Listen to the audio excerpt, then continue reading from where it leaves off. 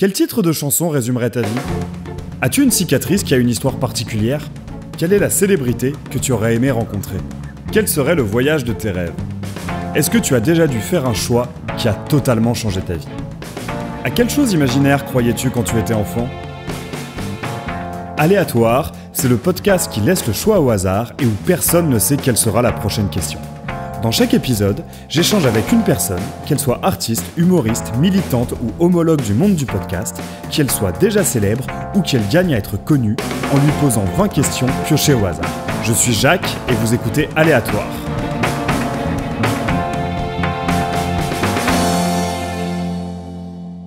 Eh ben écoute, cette fois-ci c'est la bonne, on espère. Bonjour à toutes et à tous, chers auditeurs et auditrices d'Aléatoire, je suis très heureux de vous retrouver. Il m'aura fallu 70 épisodes pour avoir un fichier corrompu et perdre un début d'épisode, et c'est aujourd'hui que c'est arrivé.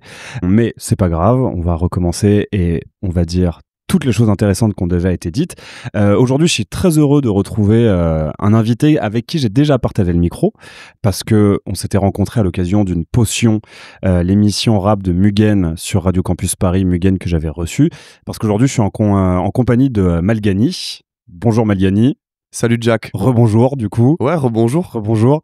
Merci de m'accueillir chez toi. Merci d'avoir accepté mon invitation aléatoire. Et pour la petite histoire, merci de m'avoir relancé, parce que c'est toi qui es revenu vers moi. On avait commencé à parler de cet épisode il y a à peu près un an, et j'avais du mal à me motiver sur aléatoire, et tu m'as envoyé un message, t'es en mode allez, on se bouge, on fait les choses, donc merci à toi. Avec plaisir. Donc, comme on s'est rencontrés lors de la potion radio show à l'occasion d'une émission spéciale au sujet de ton... alors j'avais dit ton groupe dans le premier enregistrement alors que c'est un collectif, mais tu vas nous redire quelle est un peu la différence. Mais donc de ton collectif Train Fantôme. C'est ça, ouais, on était venus chez Mugen, Radio Campus avec toi. Shout-out à Mugen d'ailleurs. Shout-out à Mugen, toujours. Et alors pourquoi plutôt parler de collectif que de groupe pour Train Fantôme ? Alors, pourquoi parler plus de collectif ? Parce qu'on on a tous des activités aussi en solo, des actualités en solo, et on se produit aussi en solo. Tu vois, MDNS, par exemple, il a un groupe avec lequel il joue, et on est tous amenés à avoir une carrière solo qui est différente, et collectif parce que comme ça, on est plus libre, entre guillemets, tu vois, de faire ce qu'on veut. Il y a des gens qui ont arrêté Train Fantôme, comme Descore, par exemple, récemment. Et peut-être qu'il y a des gens qui nous rejoindront, tu vois. C'est la vie qui le dira, tu vois. Ça reste quelque chose d'ouvert. Mais avant de revenir sur l'histoire de Train Fantôme, j'aimerais qu'on revienne un peu d'abord sur ton parcours, toi, solo, et comment t'en es venu au rap. Donc, comme je disais, ton premier morceau disponible sur Internet, disons le morceau le plus ancien qu'on peut trouver sur ton SoundCloud, c'est un morceau qui date d'il y a 5 ans, qui s'appelle Drogba, qui est en featuring avec Shams. Avec Shams, exactement. Alors c'est pas le plus ancien, mais j'imagine que voilà, c'est ça, c'est pas le plus ancien. C'est un assez ancien morceau, un de mes premiers morceaux, ouais. En fait, j'avais fait ça en arrivant à Paris, je pense. Ouais, en 2017 peut-être, je sais plus, ouais. Et alors, Drogba freestyle, avec déjà une prod de funk, hein, quand même. Déjà une prod funk, on va y revenir aussi, on va parler de la funk, de ce que c'est que la funk, mais d'abord, donc comment t'as commencé à rapper ? Quand est-ce que t'as écrit tes premiers textes ? Qu'est-ce qui t'a donné envie de rapper aussi, en fait, surtout ? Ouais, j'ai commencé, je pense, à rapper entre 2011, 2012, 2013, tu vois, dans des soirées avec mes potes de Castres et tout, petit freestyle. De Castres ? De Castres, en gros, j'ai grandi à côté de Toulouse. Ok, d'accord. Tu vois, donc à 1 heure de Toulouse, et ouais, donc dans les soirées, on freestylait entre potes. Et puis, moi, j'étais le plus passionné de mes potes, et j'avais envie de continuer, donc j'écrivais des textes pour moi, je posais sur je posais sur des instrus, et j'enregistrais pas trop encore. Et j'écoutais aussi pas mal de rap new-yorkais, j'écoutais plein de trucs, tu vois, j'étais vraiment dans une phase d'apprendre, de creuser le rap, curieuse, exactement, de digger et tout. Et quand j'ai découvert le Rider Clan, tout le rap de Memphis, là je me suis dit non, vraiment c'est ça que je veux faire. Et personne fait ça en France. Pourquoi personne fait ça ? Je sais pas, je comprends pas. Moi je veux faire ça. Et là je suis allé en studio avec ma petite prod, mon petit MP3 ou un Wave, je pense que c'était quand même un Wave, tu vois. Et j'ai enregistré mes premiers morceaux, pour ceux qui se rappellent. Il y en a un qui s'appelait le Devil Enfant, voilà. Et c'était un peu les débuts, tous les tout débuts, les embryons de Malgani. Et j'avais fait déjà 3-4 morceaux comme ça sur SoundCloud avant d'arriver à Paris. Et à Paris, j'ai rencontré Dolorraine. Et puis après, la suite, c'est qu'on a créé Train Fantôme avec Salem. Voilà. Avec, dont on va parler. Mais alors, du coup, ça c'est un nom qui m'est familier, mais où je vois pas forcément. C'était qui le Riders Clan? Le Rider Clan, c'est un collectif de Miami qui, en fait, autour de Space Ghost Purp et de plein d'autres rappeurs underground, en fait, ramène le délire de nostalgie du rap de Memphis. Et c'est ces mecs-là qui commencent à poser sur des prods de DJ Smokey et t'as notamment, par exemple, des gars proches, tu vois, comme les gars de la Team Sèche, enfin t'as Bones et tout, enfin t'as tous ces gars qui gravitent autour de ça. Et en fait, ces gars ramènent ce délire. Voilà. Memphis rap, prod sombre, sample de voix, le début un peu des 808 saturés, des trucs un peu angoissants. Voilà. Et donc, ils s'inspirent à fond de ça. Et moi, ça a été une révélation pour moi. Ouais. Surtout Space Ghost Purp, je pense. Notamment. Mais donc, un peu aussi des artistes qu'on a affiliés à la scène SoundCloud Rap. À fond. En fait. C'est un peu le début du SoundCloud Rap d'une certaine manière, le Rider Clan, et qui a influencé plein de gens. Et tu vois, par exemple, le Rider Clan, c'est aussi ce collectif-là qui a influencé le 667, par exemple, à ses débuts. Voilà. Et alors, donc, ça fait une bonne dizaine d'années que tu rappes, tu disais. T'as sorti un projet en 2020, un EP. Ça, c'était mon premier EP, parce qu'en gros, quand même, ça fait certes 10 ans que je rappe, mais tu vois... ça a été pendant très longtemps un loisir. Et c'est devenu plus sérieux à partir de 2021, tu vois. Donc avant, c'était vraiment pour moi, pour me faire kiffer. Et effectivement, à partir du moment où j'ai découvert le rap du Sud, là, j'ai eu envie vraiment d'aller enregistrer des morceaux. Donc j'ai commencé à aller en studio et tout ça. Et voilà, j'ai un peu perdu le fil de ta question. La question, c'était donc sur le premier projet que tu as sorti. Ah oui, c'est ça, la modification. Dont tu me disais qu'il n'était plus disponible sur les plateformes. Oui, c'est ça. On le retrouve si on va diguer un peu dans ton SoundCloud. Ouais, il est là pour les diggers, tu vois. C'est un peu le... En fait, je trouve ça cool de garder des traces de tout ce qui a été fait, tout ce qui a été sorti. Mais... je veux pas forcément le mettre en avant sur ma page Spotify parce que j'estime que les morceaux sont pas suffisamment bons, tu vois. Et j'ai pas envie que quelqu'un qui écoute un morceau récent creuse et tombe sur ça, tu vois. Mais par contre, ceux qui me suivent depuis longtemps et qui veulent aller sur SoundCloud et tout, eux, je leur laisse cette option, tu vois, de découvrir et de constater la progression, tout ça. Mais tout l'univers un peu Malgani était déjà un peu en place dès ce premier projet, puisque j'avais 7 morceaux, donc déjà des trucs un peu funk, déjà des petits interludes un peu mystérieux, et déjà aussi des ouvertures un peu cloud rap, un peu chant, des thèmes variés, tu vois, avec pas mal d'ego trip et tout. Il y avait déjà en fait un peu le proto Malgani que je suis aujourd'hui dans ce premier EP. Parce que si je remets bien les dates, donc c'est un projet qui est sorti en 2020. Train Fantôme, c'est quelque chose que tu fondes en 2018. Alors on reviendra sur la formation de Train Fantôme, comment ça s'est créé. Mais donc qu'est-ce qui t'a donné l'envie? Pourquoi t'as décidé de faire ce premier projet solo alors que t'étais déjà dans un début d'expérience? Alors de groupe plutôt à l'époque que de collectif. En fait, je pense que la question a toujours été présente, tu vois, de est-ce que c'est un groupe, est-ce que c'est un collectif, et on s'est regroupé pour les besoins de la scène et présenté comme un trio dans Train Fantôme à l'époque. Mais tu vois, Dolorraine et Salem, ils faisaient leurs morceaux. Moi, j'avais envie aussi de faire des morceaux solo, et ce projet-là, c'était un projet que j'ai dû faire en 8 mois, tu vois, où, à l'époque, je taffais, j'allais faire mes petites sessions le vendredi soir, chez Timothée Joly, j'enregistrais les morceaux, il les mixait, et ça a fait ce premier ce premier petit projet. Voilà. Et puis après, c'est sûr que à partir de 2021, quand on a élargi Train Fantôme, là, la dynamique a été complètement différente. Moi, à ce moment-là, j'ai quitté mon taf et j'ai décidé de me consacrer à 100% à la musique. En tout cas, y consacrer le plus de temps possible. Donc, à partir de là, j'ai autoproduit mes maquettes à fond. J'ai appris à ce moment-là à m'enregistrer, tu vois. Et depuis, voilà, on est quand même. Je suis plus resté sur l'autoproduction et essayer d'être un peu plus dans le volume, de faire plus de morceaux, plein de morceaux.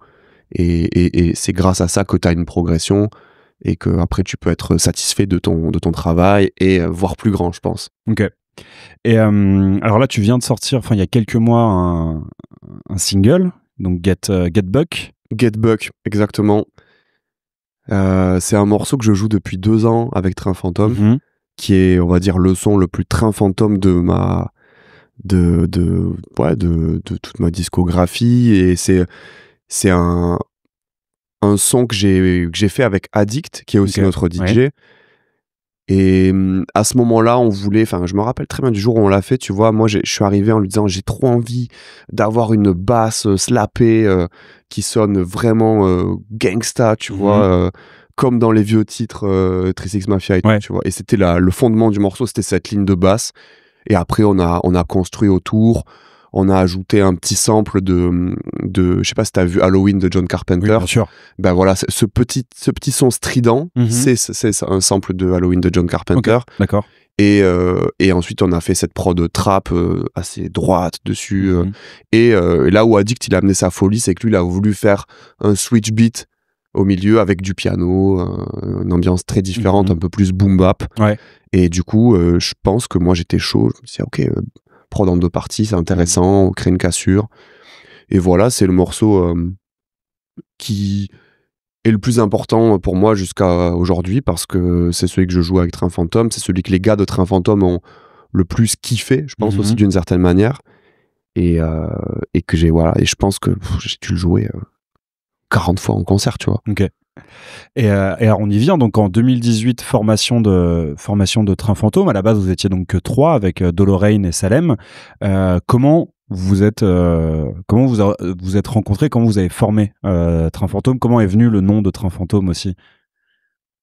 Le nom, c'était la volonté qu'on avait, c'était genre d'avoir un nom en français qui montre un peu l'univers, tu vois, qui dise quelque chose de l'univers sans tout dire, tu vois. Et il y avait déjà ce côté un peu horrifique, hanté, train, un truc un peu collectif avec des passagers, tu vois. Et je sais pas, tu sais, on n'a pas trop intellectualisé le truc. Okay. Franchement, on s'est posé 3 heures, on s'est dit viens, on sort de ça, on a trouvé un nom. Je me rappelle même pas des autres noms, tu vois, qu'on avait. Okay. C'est pour te dire, tu vois. Ah vraiment, tu sais, on a voulu tracer et voilà. Et puis voilà, on a gardé ce nom. Il y a un autre groupe d'ailleurs qui s'appelle Train Fantôme qui fait du rock. Plus, c'est cool. On échange sur Insta parfois. Ah ouais. Ouais. Et donc comment s'est faite la formation, la rencontre avec Dolorein et Salem? Alors moi j'ai rencontré Dolorein, je pense, quand je suis arrivé à Paris assez vite, en 2016 ou 2017 je crois. J'allais dans des soirées qui s'appelaient les Deep South, qui étaient organisées par un mec dont le blaze est Deep South, qui est, on va dire, un des pionniers des soirées Memphis rap, funk sur Paris. À l'époque, c'était à Nanterre, tu vois.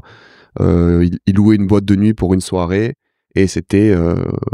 tu pouvais faire ce que tu voulais dans cette boîte de nuit. Les gars, ils ramenaient leur ligne, tu vois. À l'époque, c'était très... dans le monde rap, c'était très... plein de gens qui linaient, tu vois. Moi, j'ai jamais touché à ça, tu vois, mais jamais en mode... j'en ai pris pour rigoler, tu vois, mais... Bref, il y avait ça, il y avait des gens qui fumaient, il a même ramené des stripteaseuses, vraiment, le mec était en mode Atlanta. Il cherchait vraiment il était à fond dans le délire. Reproduire l'ambiance américaine. C'est ça. Et toute la soirée, il mixait de la 3 Mafia. Okay. Et des trucs comme ça, des trucs de Memphis, du Gangsta Pat, des trucs comme ça, tu vois. Okay. Project Pat, Gangsta Pat, tous ces trucs-là. C'était trop bien. Et nous, on s'est rencontrés dans cette soirée avec Dolorein, une de ces soirées. On a directement parlé, accroché. Et moi, à l'époque, je faisais partie d'un collectif internet de funk qui s'appelait s'appelait, parce que ça existe plus aujourd'hui, ça s'appelait Black Shogun Records. Et en fait, c'était surtout des producteurs comme Sapi, par exemple, qui était un des pionniers de la funk aussi, dans les délires un peu DJ Smokey. Et on se retrouvait à ces soirées. Moi, j'ai rencontré Dolorane en discutant. On s'est dit, putain, ok, tu rappes et tout. Viens, on fait un son ensemble. On a fait le son 187. On s'est dit, viens, on fait un clip. On a fait un clip. Puis après, on s'est dit, ah, mais si on faisait des concerts. Et lui, il était en parallèle dans un restaurant. Il taffait en cuisine et au service plutôt, pardon, avec Salem dans un resto. Et donc voilà, on a connecté tous les trois, puis on a organisé un premier concert à la cantine de Belleville, je crois, c'est ça. Et à partir de là, Train Fantôme, c'était vraiment... c'est né de cette volonté de faire des concerts pour représenter cette musique hybride, rap, punk, hardcore, et voilà. Ok. Et vous avez... du coup, sorti 6 projets, j'ai compté depuis le début. Ok, t'avais pas non plus, t'avais pas ce chiffre. Ouais, mais si, maintenant que tu le dis, oui, c'est ça. Ce chiffre en tête, parce qu'on a le volume 1 mais qui est nulle part. En fait, le volume 1, c'était une compilation de ce qu'on avait quand on a créé Train Fantôme, tu vois. Qui pour le coup n'est même plus sur SoundCloud. Ouais. C'est vrai ça. Alors que parce que oui, c'est une question que je t'ai posée. Parce qu'il y a des sons qui ont été supprimés, je pense, et tout ça. Donc du coup voilà, le volume 1, il a pas vraiment besoin d'exister. Okay. Ensuite, on a eu le volume 2 en 2019. Voilà. Le volume 2 était déjà les premiers sons collectifs. Et après, on a fait un volume 3 qu'on a appelé Académie, qui était un truc de 11 titres, je crois, un truc comme ça, qui était qui partait dans tous les sens. Il y a eu un autre... Alors, je sais pas s'il était avant. Sur Deezer, ils me l'ont affiché avant, mais il y avait Enfance du Diable. Enfance au Diable. Pardon. Effectivement, Enfance au Diable, c'est arrivé avant Académie. On voit une certaine continuité, parce que tu disais qu'un de tes premiers morceaux s'appelait Child Devil. Ouais. Donc, on est... Ouais, en fait, on était grave dans ce truc un peu blasphème et tout, tu vois, avec Dolorane, on a toujours été... Même Salem, on était toujours un peu dans ces délires-là. Parce que je pense que c'est très présent dans la culture du rap américain, du Sud notamment. Et nous, voilà, déjà, par le fait d'avoir des musiques qui ont une couleur et une esthétique un peu horrifique, diabolique, et aussi de lier une imagerie liée aux souvenirs, à l'enfance, au traumatisme, à plein de choses. C'était un nom qu'on kiffait. Et c'est vrai que Dolorane a fait une très belle cover pour ce projet. Et ce projet, Enfance au Diable, il est... En fait, finalement, c'est peut-être le vrai premier projet qu'on a fait avec Train Fantôme. Il est arrivé avant Académie, qui est plus une mixtape. Et ce petit EP Enfance au Diable, on l'a fait en un week-end chez Salem avec Addict, qui a fait la plupart des prods. On les a faites ensemble, mais c'est surtout lui qui était à la machine, tu vois. Et c'était le défi, c'était de se dire, on fait un projet en un week-end. Et ça a donné ça, et on n'a rien jeté, tu vois. Et franchement, c'était cool. Et ce projet nous a permis de se dire, ok, il y a un délire, il y a des gens qui s'intéressent à nous. Ok, on va faire la suite, tu vois. Et alors, c'est à partir de ce moment-là que vous avez ouvert Train Fantôme et que vous avez accueilli de nouveaux membres, ou c'est venu un peu plus tard parce que donc les 3 projets restants, c'était Nous sommes dans un rêve qui est sorti en 2021. Non, ça c'est pas nous. En fait, c'est le groupe de rock, donc. Exactement. Tu vois, en fait, le groupe de rock, il y a eu des conflits de plateforme à cause de ça, parce qu'on a le même nom. Et alors, je le dis du coup pour les gens qui écouteront, Nous sommes dans un rêve. Si tu peux le trouver sur Deezer peut-être et Apple Music, c'est pas un projet de Train Fantôme, nous quoi. Voilà, c'est leur projet. Très bien. Ce qui fait que j'ai bien fait mes devoirs, parce que j'ai retrouvé ton premier album, mais pas si bien fait. Ouais, mais c'est normal. Franchement, c'est une confusion que je comprends totalement.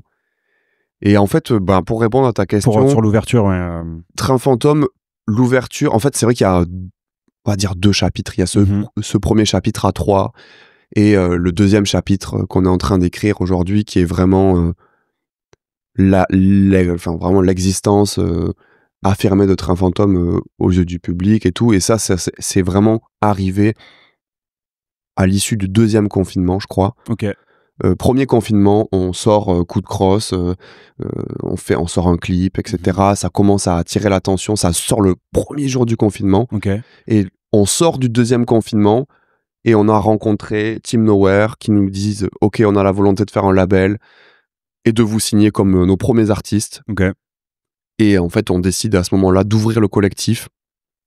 à plusieurs artistes qui font partie du paysage, on va dire, élargi, funk, trap metal, punk rap, de SoundCloud, et des gars qui ont à peu près notre âge, avec qui on collabore déjà, tu vois, qu'on rencontre, avec qui on fait du son. Et ces gars-là se joignent à nous pour créer le big collectif qui est Train Fantôme. On était 8 rappeurs au début, maintenant 4. Donc on va dire que ceux qui n'étaient pas assez motivés ont arrêté, tu vois. Ont arrêté, sont partis d'eux-mêmes. Et là, aujourd'hui, il reste vraiment le noyau des plus déter, à savoir Dolorraine, Zero, MDNS et moi. Et Addict.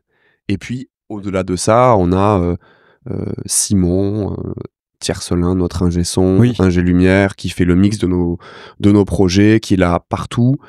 Et aussi des gars qui font beaucoup d'images, comme HS, qui fait beaucoup de vidéos, notamment, comme Skate Skills, qui a beaucoup filmé nos lives. Et puis, on a Gibbs, qui a un rôle un peu hybride, parce que Gibbs, il fait de la 3D, il fait du graphisme, et c'est aussi lui qui est notre tour manager en concert, qui conduit le van, tu vois. Donc voilà, l'équipe s'est un peu stabilisée, on va dire. Et alors, comment on travaille quand parce que donc les projets Irréversibles partie 1 sorti en 2022 et partie 2 en 2024, vous étiez plus que 4, si je dis pas de bêtises. Enfin, tu citais notamment Descore, qui apparemment vient de partir. Moi, je l'apprends, mais donc il est encore sur Irréversible part 2. Comment on travaille de concert avec 10 personnes, sachant que c'est contrairement à, par exemple, un groupe de rock où chacun va avoir son rôle bien défini, tu vois, où il va y avoir le batteur, le guitariste, le bassiste. Là, finalement, vous avez un peu tous le même instrument, avec vos univers qui vous sont propres, vos références qui vous sont propres, mais en soi, votre instrument qui est la voix. Comment on arrive à travailler avec autant de monde pour sortir un projet? C'est une bonne question. Je pense qu'il n'y a pas de méthode. Nous, on a improvisé, tu vois. C'est vrai qu'on a appris en faisant. Donc au début, on a fait des séminaires. Enfin, je pense que ça reste quand même une méthode pour nous qui marche bien, c'est-à-dire rassembler tout le monde dans le même espace un certain temps, tu vois. Genre une semaine, 3-4 jours. Ça, t'es sûr que t'as quelque chose qui en ressort. À chaque fois, avec du coup, pour gérer le nombre, plusieurs stations, plusieurs ordis. Donc plusieurs prods qui tournent en même temps. Et on a commencé à se dire, ok, c'est intéressant si on se répartit un peu, 3 là, 2 là, 2 là. Et en général, ça nous aide à mieux avancer sur les morceaux. Chacun va un peu là où il se sent bien. Et du coup, nos rôles, c'est vrai qu'ils sont assez polyvalents, tu vois. On est tous capables de faire une prod, au moins une base de prod. Après, on n'est pas tous capables de les mixer. Ça, c'est le privilège des ingé-sons qui ont travaillé plus que les autres. Et il y a plusieurs qui jouent des instruments, tu vois. Rain joue de la guitare. Addict, il fait pas mal de clavier, de piano. Donc voilà, on essaie de composer avec ça, et on tourne pas mal. Tu vois, la personne derrière l'ordi, c'est vrai que ça tourne pas mal. Chacun essaie d'apporter quelque chose à un début de prod. Et après, ça se pose, ça écrit des couplets, ça cherche des idées de refrain. Et ça se fait assez spontanément, tu vois.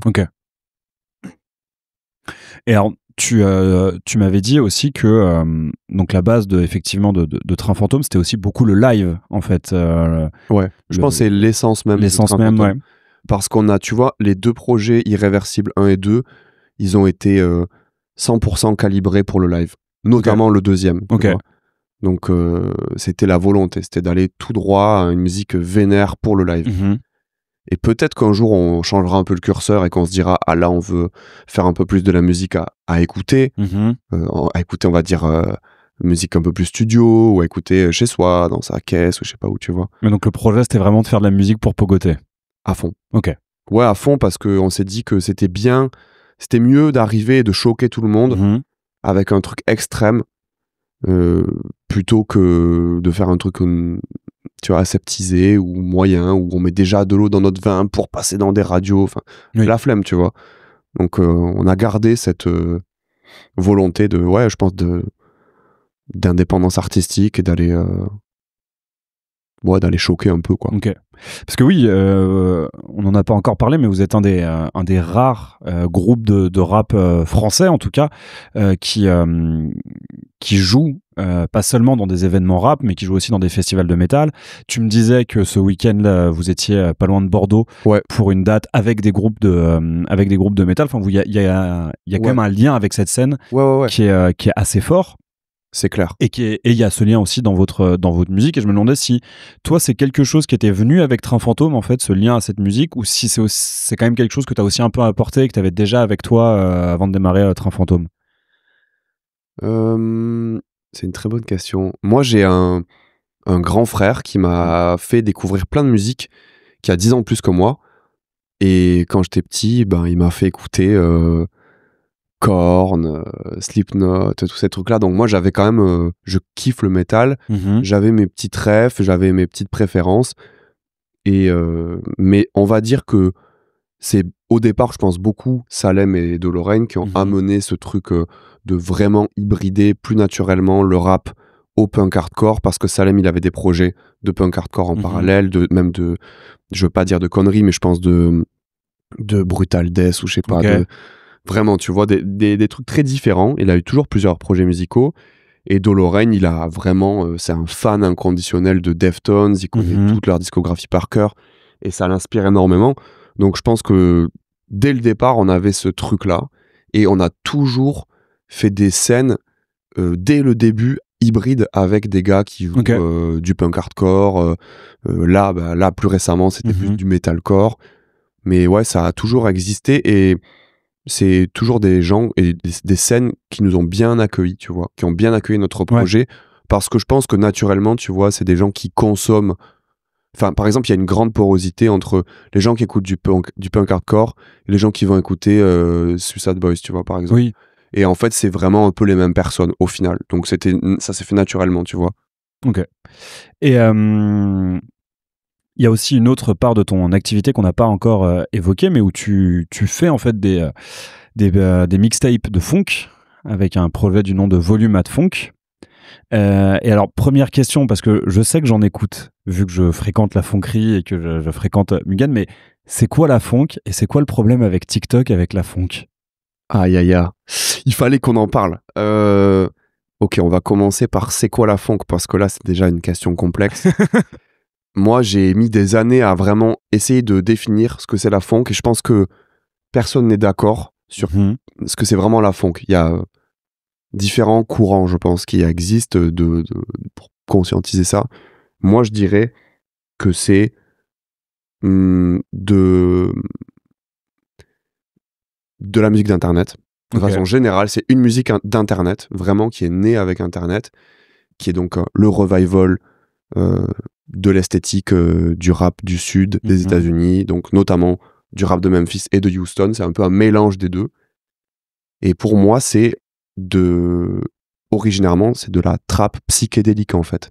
Donc la funk a une dimension totalement psychédélique, tu vois. Parce que ça utilise des samples dans tous les sens, parce qu'il y a un côté presque un peu second degré dans certains titres, dans l'utilisation de plein de bruits, d'adlibs, de bruitages de films, de machin.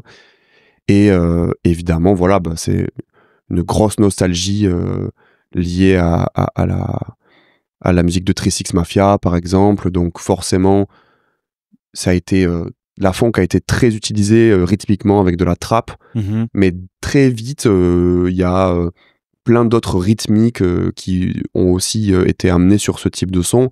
Donc voilà, c'est pas que de la trap, mais c'est énormément lié à la trap. C'est très lié à la trap. Voilà. Mais de même que la trap est très liée au groupe dont tu parles, qui ont influencé la funk, comme la 3 6 Mafia. À fond. Ouais, bien sûr. Dans la 3 6 Mafia, t'as Lord Infamous qui a plus ou moins inventé le triplet flow, qui a été popularisé par Migos en 2012-2013. Donc voilà, quand la funk naît, c'est vrai que c'est le momentum où la trap explose tout dans le monde. Donc forcément, ça a été très longtemps associé à ça. Et plus récemment, la trap a aussi, pour certains, perdu un peu d'intérêt. Donc il y a plein de courants dans le hip-hop et dans la musique électronique qui ont essayé de d'hybrider, de tester des nouvelles rythmiques, etc. Et on va dire que dans la funk, sur SoundCloud, ça s'est un peu accéléré. Et t'as des gars, notamment dans les pays de l'Est, qui ont commencé à faire de la funk à 180 BPM, à aller plus vite, à saturer un peu plus. Donc là, t'as eu les prémices un peu de la drift funk. Ok. Et la drift funk, en fait, a explosé avec les confinements sur TikTok. Et à partir de là, c'est parti en couille, tu vois. Ok. C'est parti en couille parce que le style est devenu une addition de code. En fait, de code. Genre, si t'as la voix loupée d'un rappeur de Memphis, c'était presque déjà de la funk, tu vois, qui traîne sur une prod. Tu vois, ça ressemble déjà à de la funk. Si t'as des 808 saturés, ça peut être un petit peu de la funk aussi. Si t'as un sample de film d'horreur, ça peut être un petit peu de la funk. Okay. Si t'as des cowbells, et là c'est la cowbell qui a ouvert vraiment toute l'esthétique TikTok. Okay. Donc les gars sur TikTok, ils ont commencé à faire des morceaux entièrement avec des cowbells. Donc ils ont fait tout leur piano, tout leur lead avec des cowbells. Et donc là, ça a créé un peu un monstre de musique d'internet psychédélique. Okay. Qui est devenu la funk TikTok, qui a évolué en un truc beaucoup plus électronique, finalement, presque un peu club. T'as des gars qui ont mis des rythmiques house, tu vois, par-dessus. Donc toujours le côté les voix fantomatiques de Memphis, mais avec une prod qui bounce house. Avec un gros kick qui marque tous les temps. C'est ça. Puis après, plus récemment même, t'as eu la funk brésilienne, ou en gros tout simplement l'hybridation entre la baile funk brésilienne des favelas avec des 808 saturés, des synthés qui partent dans tous les sens, et des trucs un peu plus morbides, horrifiques, qu'il y a aussi dans la culture brésilienne, je crois, que ça s'appelle le montagem, je crois. Et ils ont créé ça, et ça c'est devenu une musique d'internet qui a énormément buzzé.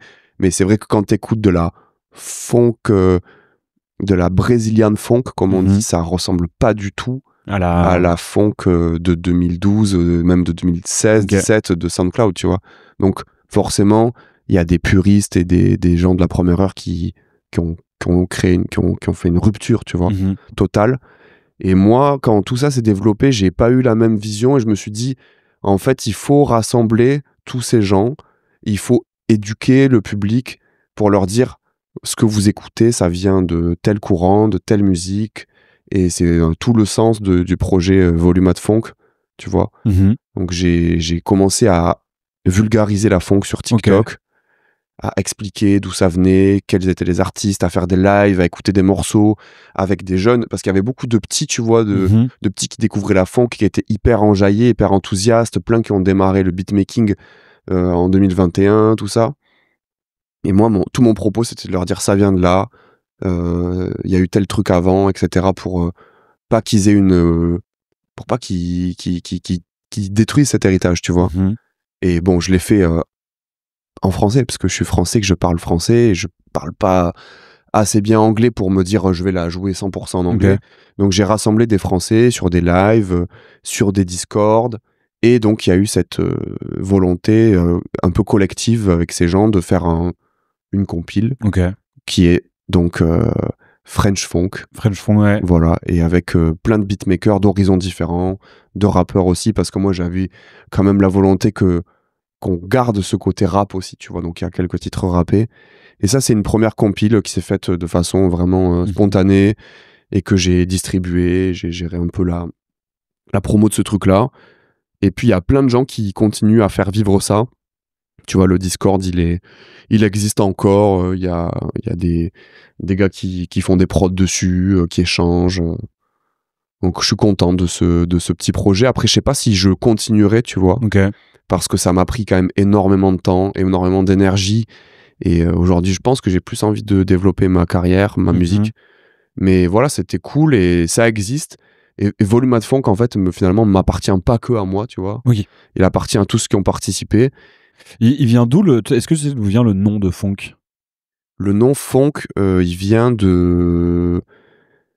Je crois qu'il est présent pour les premières fois via Space Ghost Purp, qui fait des sons Feel That Funk, des trucs comme ça, Bring the Funk et tout ça. Et en gros, lui, je pense qu'il il a stylisé le mot funk, tu vois, en funk avec PH. Et je pense que c'est à peu près ça. J'ai pas trop d'explications plus précises. Il faudrait peut-être plus creuser sur les travaux d'histoire de la musique aux States, tu vois. Pour une prochaine émission sur Reims. Voilà.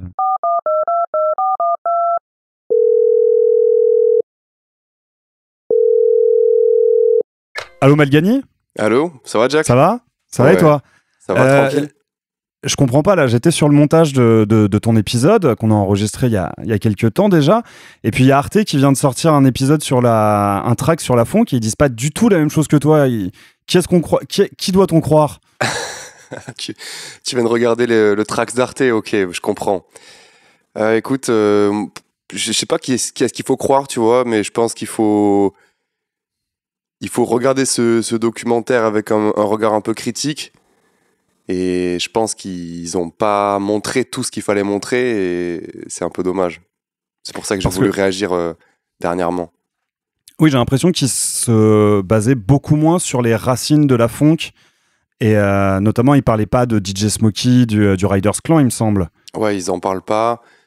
Ils parlent, on va dire, du présent électro, tu vois. Donc ils sont allés dans un festival en Pologne pour écouter de la funk électro et je t'avoue, moi ça m'a un peu saoulé parce que tu vois, moi j'avais un petit peu cette vision de Trax comme étant un média intéressant qui faisait des reportages de qualité et tout ça, et en fait quand j'ai pris la parole pour gueuler un coup, tout le monde m'a dit non mais Trax ça fait déjà un petit moment qu'ils sont un peu en roue libre, que c'est plus la même rédaction, que c'est plus les mêmes personnes, que c'est plus le même sérieux sur les documentaires. Donc ouais, j'ai pu constater ça et je pense qu'on était nombreux dans la communauté funk à le ressentir, tu vois, d'être frustré. Les commentaires sous la vidéo YouTube, ils sont terrifiants, tu vois. Ah oui. Il y a deux mondes qui s'affrontent, je te conseille d'aller voir, tu vois, c'est vraiment quelques artistes qui sont mis en avant, qui remercient, et ensuite il y a que des gens qui disent mais attendez, vous foutez de notre gueule, quoi. Tu vois. Ok. Donc il y a quand même eu une réaction de la communauté funk autour de ce... Ouais, vraiment. Et sur un peu cette différence entre la funk électronique et la funk issue du rap sudiste, est-ce qu'on serait pas un peu finalement sur la même dynamique que pour l'appellation trap, où moi dans mes souvenirs, quand l'appellation trap explose vraiment au début des années 2010, fin des années 2000, début des années 2010, il y a deux choses qu'on appelle la trap. Il y avait la musique notamment influencée par Gucci Mane et par le rap d'Atlanta et en France avec... des rappeurs comme Caris, et il y avait aussi une musique électronique qui s'appelait Trap, avec des soirées trap qui étaient organisées, qui finalement avaient pas grand chose. Est-ce qu'on serait pas un peu sur la même la même dynamique, ouais. Toutes ces chaînes YouTube, c'était quoi, c'était Trap Nation et tous ces trucs là, ouais. Comment ça s'appelait, qui faisaient un petit peu des remixes à la sauce trap, et c'est vrai que ça avait déjà un côté un peu plus électro. Ouais, c'est comparable, c'est un peu ce genre de dynamique là. Et il y a une personne qui m'a soufflé aussi que ça avait été la même dynamique à l'époque dans la dubstep, entre la dubstep et la brostep, où en fait, si tu veux, c'est comme si tu avais un sous-genre qui devient plus populaire que le genre originel et qui lui fait de l'ombre et qui, dans l'esprit des gens, ça devient le genre, tu vois. Et c'est ce qui se passe en fait. C'est ce qui s'est passé avec la funk, on va dire, depuis l'explosion mainstream de la drift funk et de toutes les dérivés de funk électronique. Donc c'est vrai que c'est devenu, dans la tête des gens, c'est devenu ça la funk. Effectivement, alors que le côté plus... maintenant, tu vois, on parle de OG funk, ce qui n'est pas un mot qui existait avant. On a été obligé d'inventer cette appellation OG funk pour dire, voilà, la funk classique, traditionnelle, celle qui a vraiment ses racines dans SoundCloud, dans la trap notamment, pas que, parce que la funk a toujours été ouverte à plusieurs rythmiques, tu vois. Mais voilà. Alors du coup, la funk, c'est une musique de mascu ou pas ? La OG funk, non. Je pense que la OG funk, c'est pas un sujet, tu vois. C'est une musique de kiffeur, de stoner, de nerd, de tout ce que tu veux. La funk électro, je pense qu'elle est instrumentalisée, tu vois. C'est pas la même chose. C'est en gros, vu que c'est une musique virale qui fait de la traction sur des audios sur TikTok, elle est utilisée à tort et à travers. Moi, j'ai vu de la funk sur des sur des edits de glupatate pour promouvoir des positions plutôt d'extrême gauche, et on peut en voir sur des TikTok d'extrême droite, en vérité, tu vois. Mais forcément, je pense que ça a attiré l'attention d'Arte de se dire, mais attendez, qu'est-ce que c'est Sigma et tout. Mais bon, bah, c'est un peu malheureux, je trouve, de réduire un genre musical à... Tu vois, c'est comme si tu disais la techno, c'est une musique de mecs torse nu en soirée, alors qu'en vérité, non, tu vois. C'est vrai qu'il y a cette méta en ce moment sur les soirées, sur les soirées techno. Et alors, je te retiens pas beaucoup plus longtemps, mais juste, si les gens veulent se tourner vers un contenu qui te semble plus creuser ce que c'est que la funk, vers quoi est-ce que tu les redirigerais ? 2 trucs. On a fait avec La Fonquerie et avec Jay Breeze, shout out à lui, et Léon Ruiz, qui était animatrice chez Rins. On a fait une émission qu'on a appelée Introduction à la Funk, qui est disponible sur YouTube. Il y a le podcast qui fait à peu près 1 heure. On a toujours en projet d'en faire d'autres pour creuser certains angles, certaines thématiques autour de la funk, mais c'était une grosse introduction qui retrace un peu l'historique de la funk. Donc c'est intéressant, et je pense que ça serait pas mal que Arte il le regarde. Et le deuxième truc, c'est le projet que je vais sortir. Ok.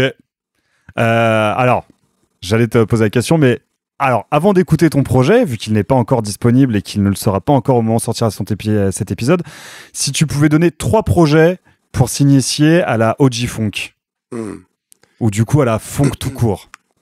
Ouais, je pense que tu peux écouter, je suis en train de vérifier, mais je pense que tu peux écouter DJ Smokey, et tu peux écouter le projet qui s'appelle Evil Ways, qui est un peu, je crois que c'est 2013, je crois que c'est 2013, et ça a été uploadé bien plus tard sur les plateformes.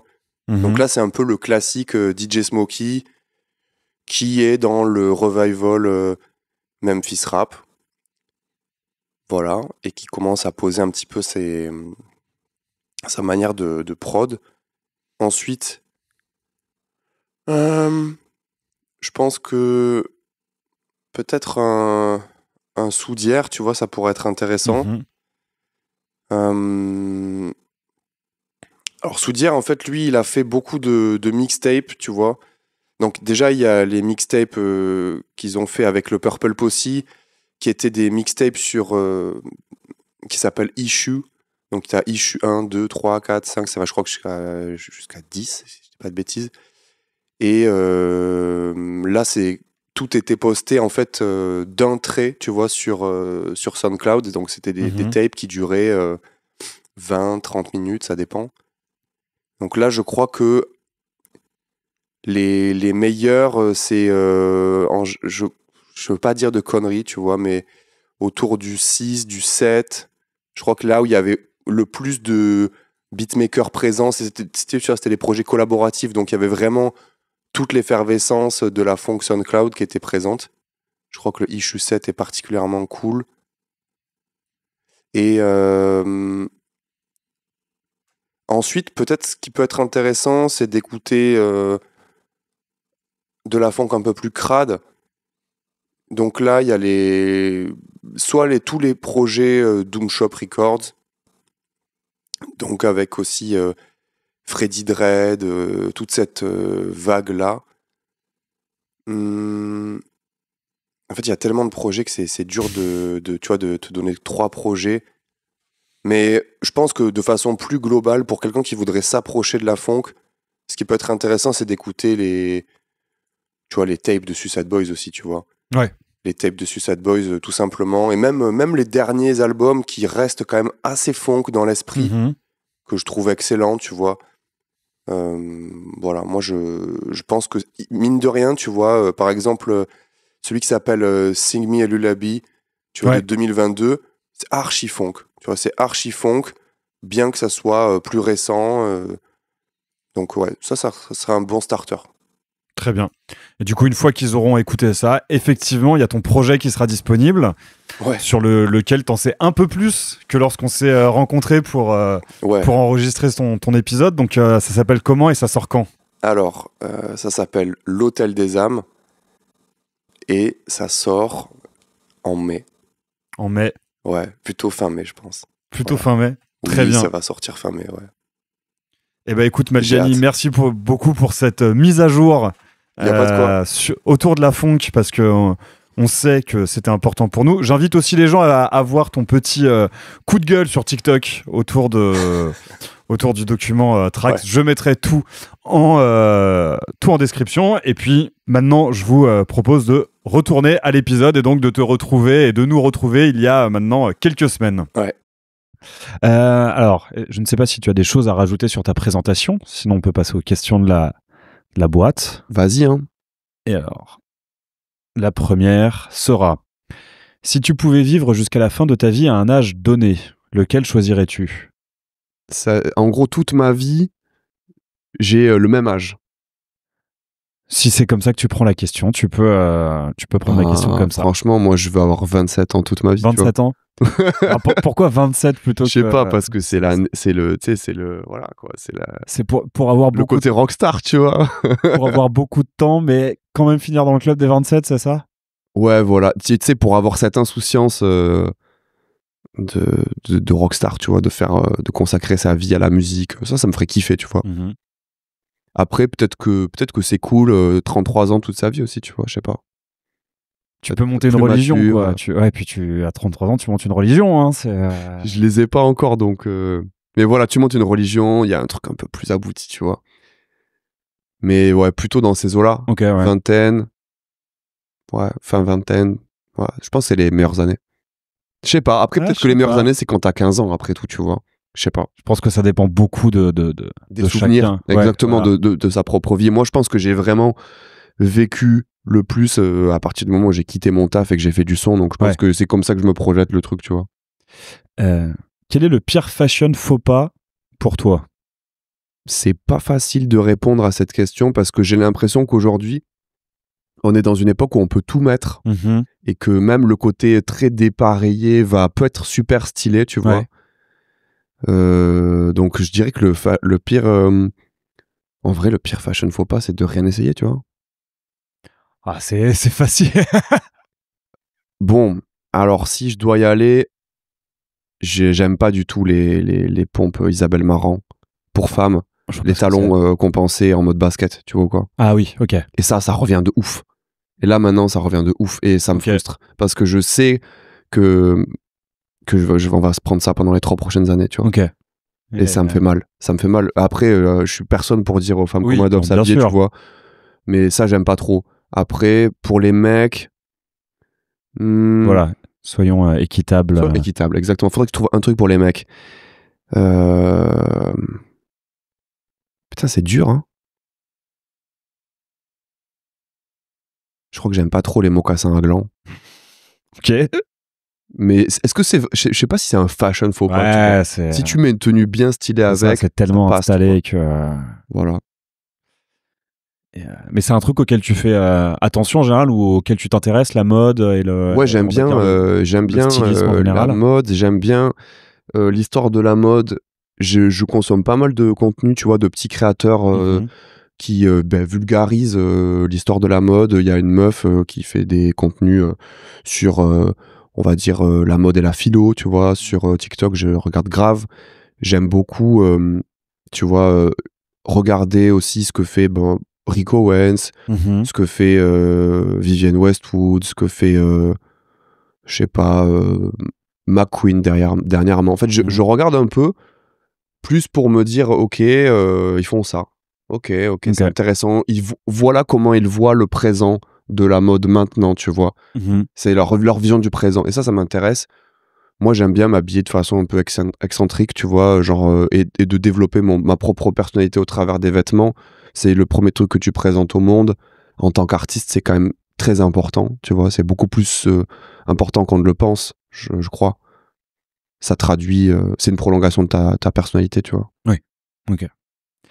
Vas-tu souvent parler aux inconnus? Ben, pas beaucoup. Et pas assez, tu vois, parce que par exemple, hier, je rentrais de tournée et dans le métro, je suis face à face avec un mec et parce qu'il y a du monde, on est un peu proche et il m'a parlé, tu vois. Et j'étais un peu gêné au début et en fait, c'était trop bien, tu vois, de parler. Ok. Et on a parlé de musique pendant 5 minutes. Ok. Et j'ai trouvé ça super cool qu'il ait qu'il aille au-delà de sa timidité et qu'il veuille parler, tu vois. Au début, je me suis dit, mais est-ce que c'est un fou? Parce qu'il m'a parlé dans le métro, tu vois, c'est stupide, mais c'est la première réaction que j'ai eue, tu vois. Ouais, non, et en fait, je me suis dit, non, en fait, il veut juste parler, tu vois. Et en fait, il faut parler aux inconnus, c'est trop important. Et j'essaie de parler, déjà, moi, aux commerçants, aux gens à côté de chez moi. Et par contre, j'avoue, parler dans les transports, c'est pas un truc qui est très présent à Paris, mais c'est un truc que tu peux retrouver un peu plus dans le sud de la France. Ok. Et j'avoue, ça me manque un peu, tu vois. Parce que du coup, quand vous vous êtes rencontrés avec Doloreine à cette fameuse soirée, qui est venu parler à l'autre? Je sais pas du tout. Ok. Je sais pas. Franchement, faudrait remonter dans les souvenirs, mais je sais pas, il fallait qu'on se parle, tu vois. C'est tout. C'était le destin? Ouais, franchement, des fois, t'es à des soirées avec des gens et tu sais que tu vas forcément finir par te parler, tu vois, si t'es en petit comité, que tu vois, tu projettes la personne en te disant, oh, ok, cette personne, vu comment elle est sapée, je pense qu'on va s'entendre, tu vois, pour reboucler avec la mode, finalement, les centres d'intérêt et finalement nos propres influences, y compris musicales, se traduisent totalement sur le style, je pense, des gens. En tout cas, régulièrement. Oui, régulièrement, oui. Quelle est la passion que tu vois souvent chez les gens, mais que tu ne comprends pas? J'ai du mal à comprendre les gens qui courent, tu vois. Ok. C'est une passion quand même très, très commune. C'est vrai. Aux gens. Et moi, je vois plus ça. Enfin, après, je respecte, hein, tu vois. Moi, j'ai des potes très très proches qui courent beaucoup et avec qui je cours même des fois pour leur faire plaisir et pour rentrer aussi dans leur univers. Mais tu sais, je sais pas, si tu veux courir, genre on va courir avec un ballon, tu vois, enfin avec un sport d'équipe. J'ai du mal à capter le truc de performance, mais bon, après tout, il y a plein de sports qui sont dans la performance. Mais ouais, j'ai un peu de mal à comprendre le running. Le running, c'est... Et je me dis que, tu vois, il y en a beaucoup qui feraient bien juste de faire une thérapie. En fait, une thérapie chez un psy, et ça irait bien aussi, tu vois. Plutôt que de faire des trails de 12 heures dans la montagne sans manger. Après, c'est beau la montagne. Après, ouais, mais tu peux le faire en marchant, tu vois. Oui, bien sûr, oui. Mais c'est intéressant. Je pense qu'il y a des deux. Je pense et toi? Il y a des gens qui devraient... Il y a des gens qui devraient faire une thérapie plutôt que de courir autant. Puis des gens qui devraient aussi courir au lieu de juste faire une... Ouais. Enfin, ou avoir une activité... C'est vrai. Une activité physique. Les deux marchent, en fait. Il faut faire les deux ensemble. C'est ça. Faut faire du sport et aussi une thérapie. Exactement. Et moi, la passion en fait, c'est même plus que je la comprends pas, c'est que je la méprise à force. C'est les gens qui sont obnubilés par leur pognon. Et vraiment, c'est des gens qui vont te dire où placer ta thune, qui ne parlent que de ça. Et genre... Ouais. Mais aussi bien les crypto-bros que les gens qui vont être dans le développement dans personnel, l'immobilier, tout ça. Ouais, non, mais ça, c'est tout se mélange en fait. Ouais, voilà. Alors ça, c'est vraiment. Moi, j'ai une fascination un peu malsaine à regarder ce qu'ils font et à essayer de voir quelle est la substance intellectuelle qu'il y a derrière tout ça, tu vois. Ouais. Parce que souvent, il y a beaucoup de vide, je trouve, tu vois. Genre, je veux pas tailler, tu vois, pour tailler des gens, mais les podcasts avec les gars Oussama Hamar et tout, les gars qui parlent vraiment de business, en fait, c'est plus un truc de mindset, je trouve, qu'un vrai conseil business. En gros, ça te dit, va au bout de tes projets, fais tes trucs, lève-toi le matin, va faire ton sport. En gros, c'est à peu près ça qu'ils te disent, tu vois. Ouais. Et prends des risques. Voilà, après, c'est de l'anecdote, en fait. Tu vois, ils parlent comme toi et moi, en fait. Mais avec des valeurs, par contre, qui sont traduites dans ces podcasts, et ces valeurs-là, c'est effectivement l'individualisme, le capitalisme, oui, voilà, le culte de l'argent, et parfois des valeurs très ordolibérales américaines, totalement, ouais. en mode moi j'accepte tout, on peut tout faire, c'est ok d'avoir 3 femmes, c'est ok d'aller au pute, tu vois. Ben non en fait les gars, tu vois. Bref. Mais donc ouais, je pense que vraiment les gens, c'est même pas que leur passion, je ne la comprends pas, c'est que c'est qu'elle me gêne en fait, je pense. Ouais. As-tu une cicatrice qui a une histoire particulière? J'ai une cicatrice sur le visage là, sur ma joue là, qui est assez petite, tu vois. Ah, je la vois pas. Je sais pas de quel côté c'est. Attends. C'est peut-être là. Ah, peut-être un peu plus haut. Bref. Bon. Mais donc tu as une cicatrice sur la joue. Ouais, en fait, et c'est L'histoire, c'est que quand je suis né, à un jour, j'avais un ongle et je me suis fait saigner la peau, je me suis griffé, tu vois. Ok. Et la cicatrice a grandi avec moi. Avec toi. Voilà. Ah ouais, pourtant d'habitude ça se résorbe quand. Je pense que j'avais dû y aller un peu fort, tu vois. Bah ouais. Attends, t'étais déjà. La scarification très précoce. Ouais, c'est ça. T'étais fait pour le pit et pour la violence dès Je sais pas. le berceau. En tout cas, ouais, il y avait un truc. Tu peux faire voter n'importe quelle loi. Laquelle choisirais-tu? Ouais, il faut être bon là. Il faut être bon. Les 4 premières, c'était l'échauffement, mais là, celle-ci. Ouais. D'un côté, tu sais, j'ai très envie d'abroger le 49.3 de façon générale parce que je trouve que c'est scandaleux qu'on soit gouverné depuis quasiment 10 ans par des gens qui gouvernent de force, qui font passer les lois de force. Donc déjà, par principe, ça c'est l'enfer. Et d'ailleurs, il y en a eu un aujourd'hui. Oh, oui, d'ailleurs, au moment où on parle, il y en a eu un cet après-midi. Voilà. Ouais. De façon générale, après...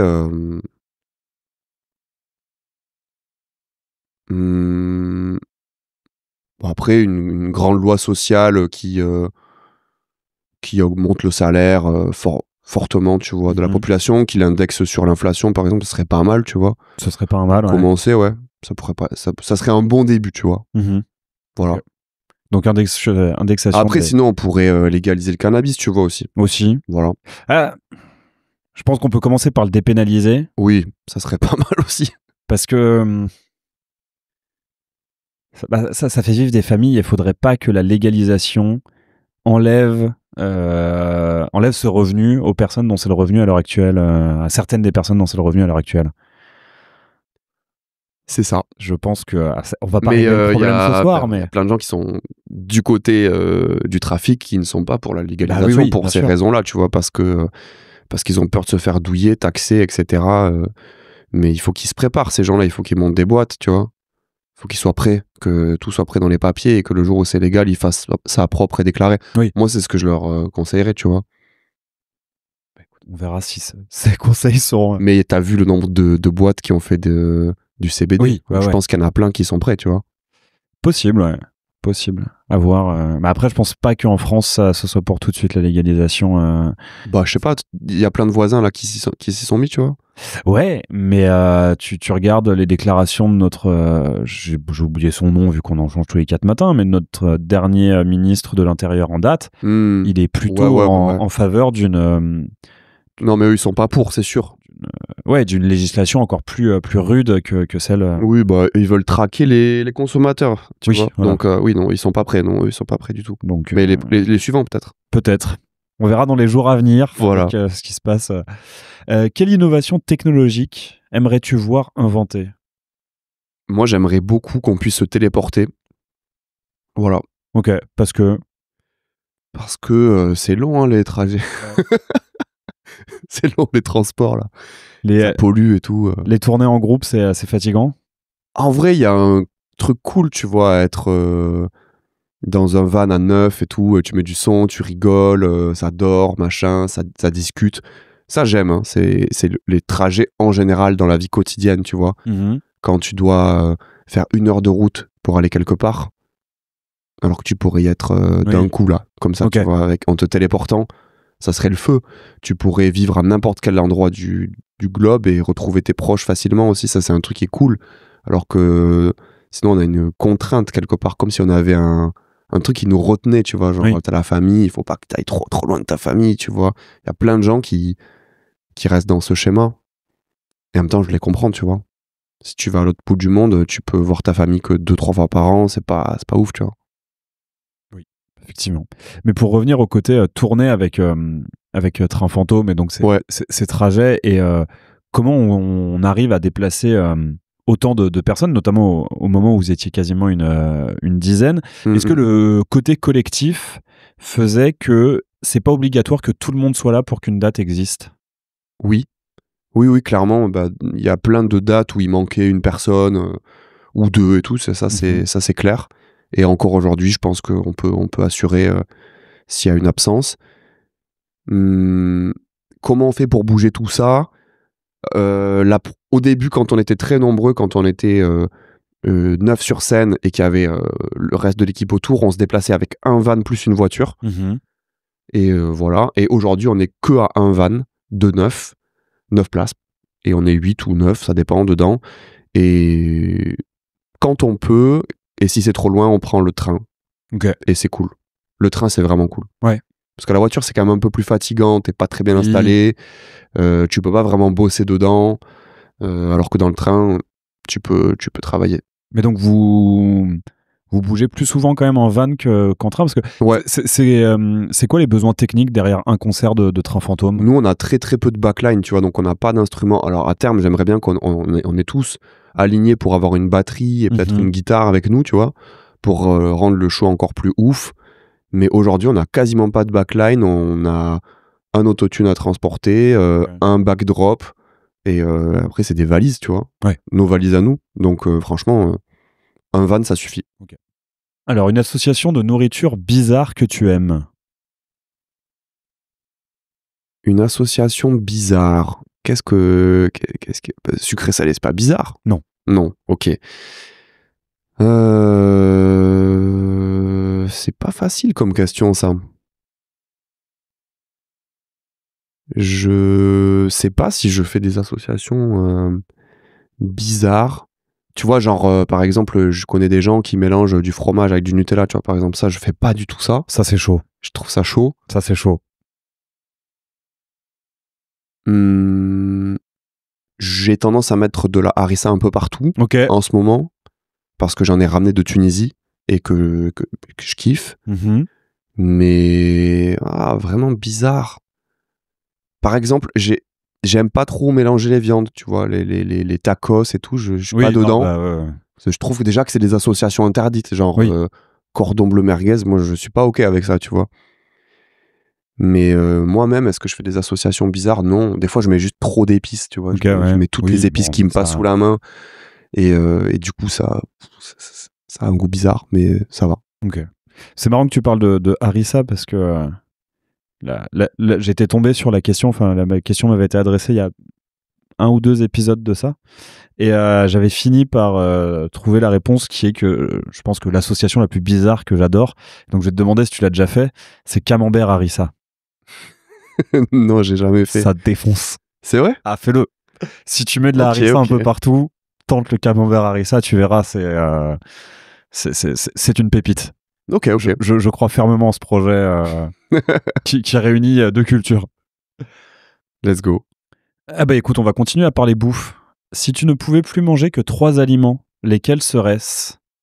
3 aliments. Ok, là, il faut partir sur une île déserte et il faut être efficace. Moi, je pense que je peux garder le riz, tu vois. Ouais, bonne base. Voilà, je laisse les pâtes. Même si j'aime bien, je garde plus le riz. Ok. Et je pense que je prendrai du poulet, tu vois. Et sans doute un légume de type tomate ou concombre. Voilà. Donc, après, j'avoue, la pastèque, c'est un peu mon délire. Mais c'est pas... Je sens que, tu vois, si on doit s'arrêter à 3, je le mets pas. Ok. Si on doit être à 5, je rajoute la pastèque. Mais si on s'arrête à 3, tu mettrais le concombre? Non, plus la tomate. Ouais, quand même, hein.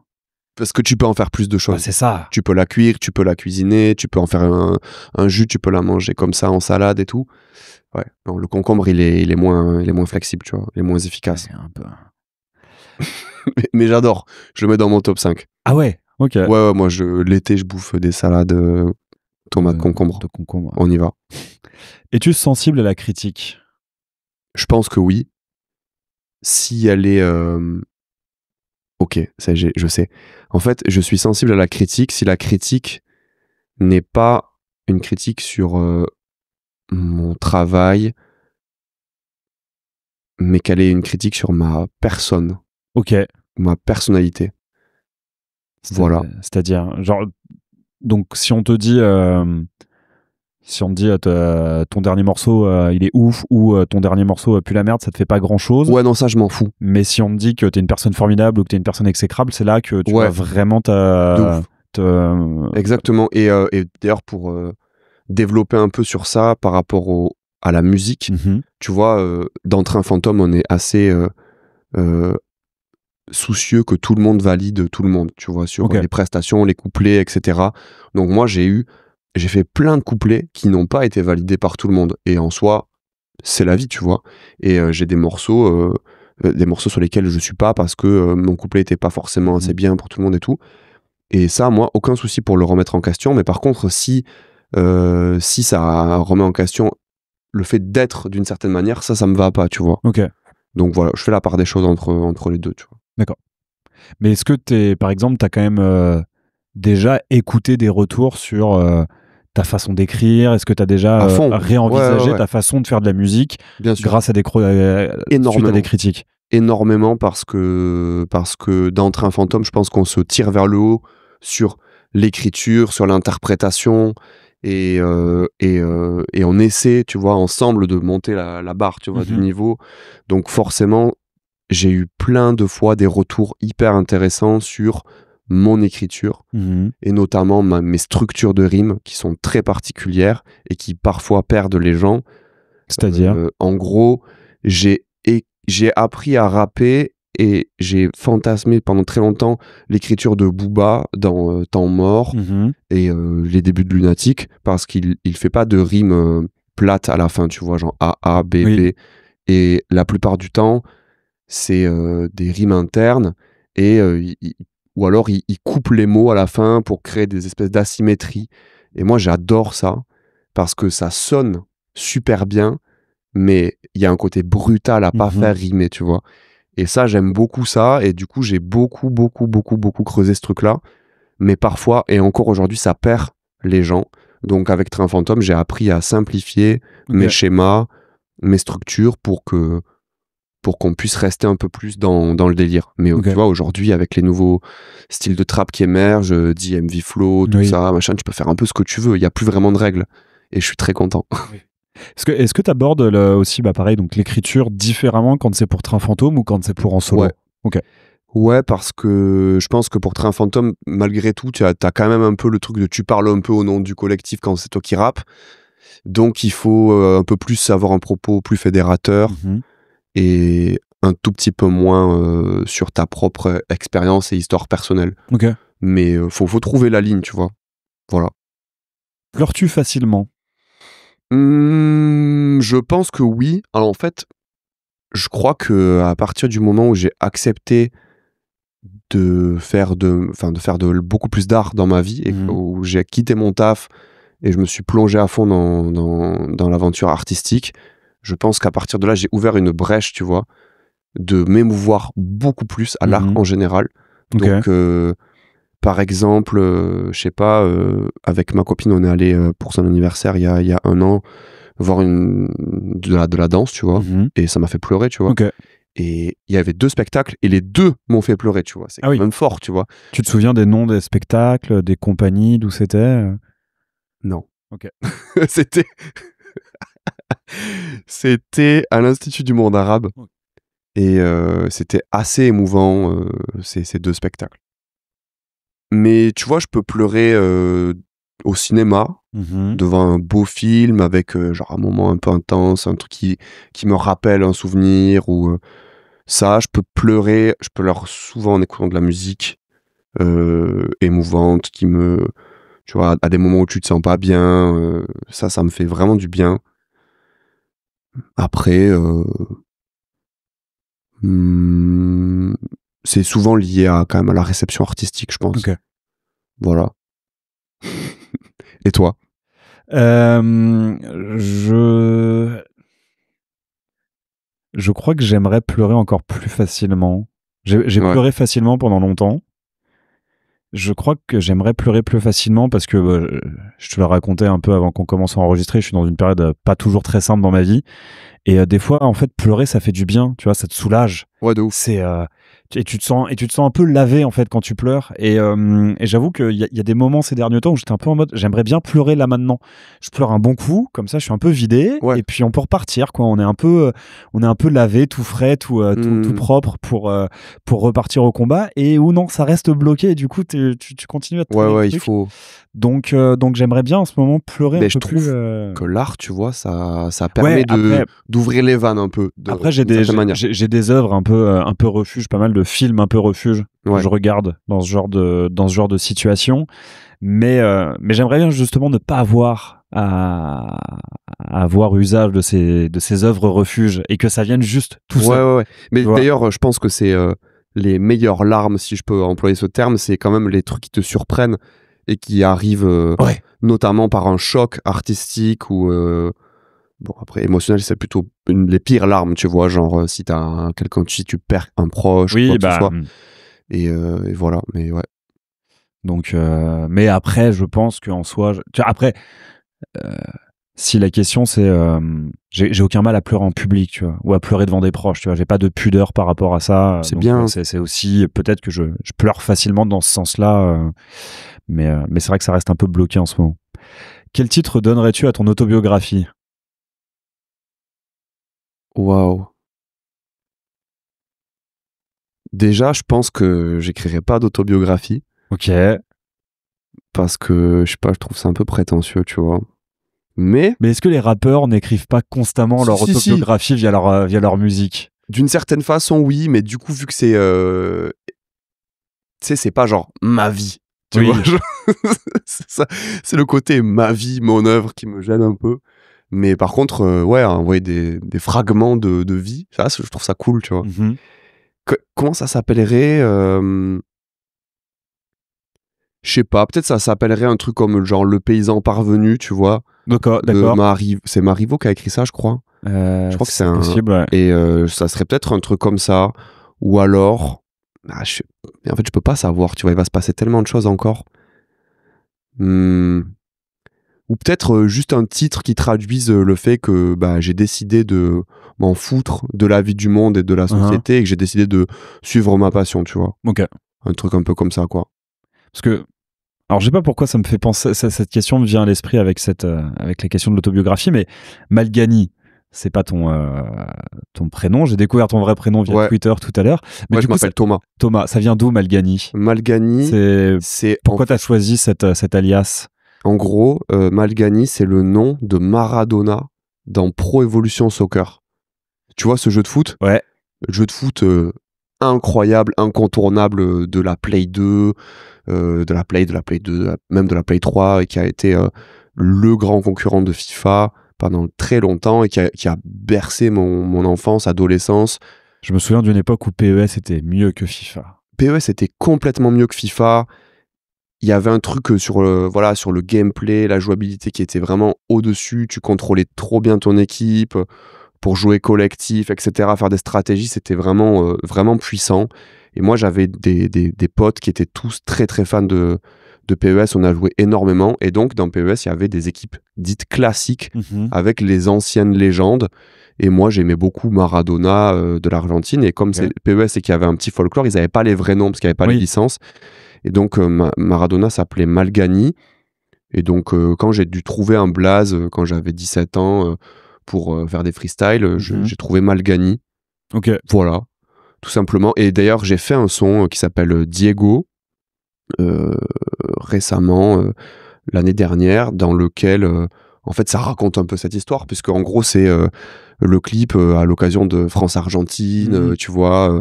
Et je fais une espèce d'ode un peu à Maradona. Et c'est une façon d'expliquer aussi ce blaze. À ce moment-là, en tout cas, j'en ai profité pour expliquer ce blaze en mettant Malgani en cover, le Malgani de Malgani PES. de PES. Voilà, mais c'est vrai qu'aujourd'hui, ce truc-là a pas forcément de l'influence dans ce que je fais, tu vois. Ok. Quelle est la pire phrase de drague que l'on t'ait lancée? Putain, ça c'est une question compliquée aussi.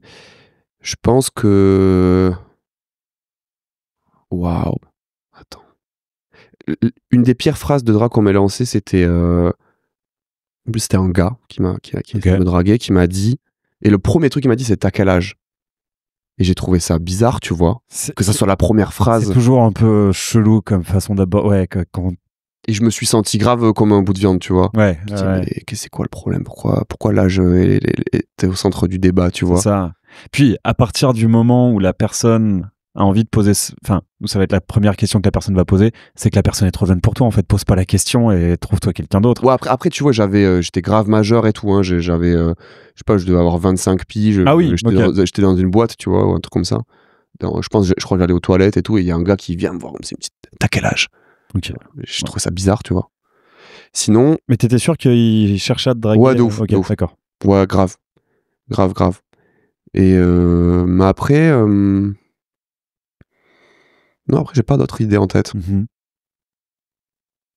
Donc, pas de. T'as vu, c'est une phrase hyper basique en vrai. Bah oui. Un date avec quelqu'un, t'as quel âge, ou même avant, tu sais, tu as cette information, tu vois. Ouais, oui. Et le fait que ça soit la première chose pour soit, voilà, ça m'a gêné. Ça m'a bloqué de ouf. Je comprends. Es-tu quelqu'un d'audacieux? Je sais pas. Je sais pas. Je pense que c'est pas à moi qu'il faut poser cette question, tu vois. Très belle réponse. Très très belle réponse. J'aime ce genre de réponse. Je pense que pour certains, je le suis, tu vois, et pour d'autres, non. Moi, j'essaie de l'être pour moi, tu vois. J'essaie de me mettre en difficulté, de sortir un peu de mes routines, mais sans doute pas assez. Okay. Tu vois, est-ce que même la personne la plus audacieuse sur Terre a conscience d'être audacieux, tu vois? Excellente question. Je t'avoue que faudrait trouver cette personne la plus audacieuse sur Terre et lui. Qui est-elle, tu vois? Poser la. Puis, et puis qu'est-ce que l'audace? Qu'est-ce que l'audace? Ça, c'est une question pour le bac, tu vois. C'est ou pour l'ENS. C'est ça, exactement. C'est la fameuse question à laquelle il y a un élève qui a répondu. C'est ça. et il a eu 18 et sur 20. Voilà, la fameuse. Je crois au bac de 98, de 99, de 2000, de voilà. L'Arlésienne. C'est ça. Bah écoute, alors question un peu synonyme, mais on va voir si la réponse est différente. Jusqu'à quel point aimes-tu prendre des risques?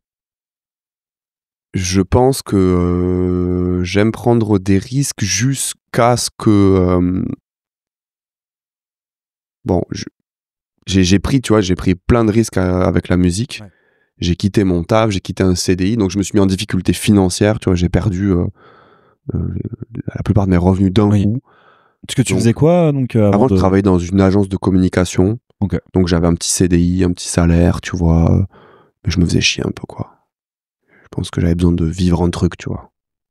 Donc j'étais capable de ça. Après, mettre ma vie en danger physiquement, je sais pas, tu vois, ça, je suis pas sûr, tu vois. Voilà, je suis pas sûr d'être capable de rouler à 200 sur l'autoroute pour réussir un truc. Même pour un clip? On a drifté dans un de mes clips, tu vois. Ouais. On a drifté, mais on a drifté à 40. Mais on a drifté quand même. Ça fait déjà un bel effet visuel. Ouais. Quel est le pire conseil que l'on t'ait jamais donné? Le pire conseil, là franchement là tu me mets en difficulté là. Ok. Bon, après on peut. J'ai pas d'exemple en tête. T'as pas d'exemple? Non. Pas de souci. Et toi? Parce que peut-être que ça va me faire, tu vois, si tu dis un truc, peut-être ça va me faire réagir.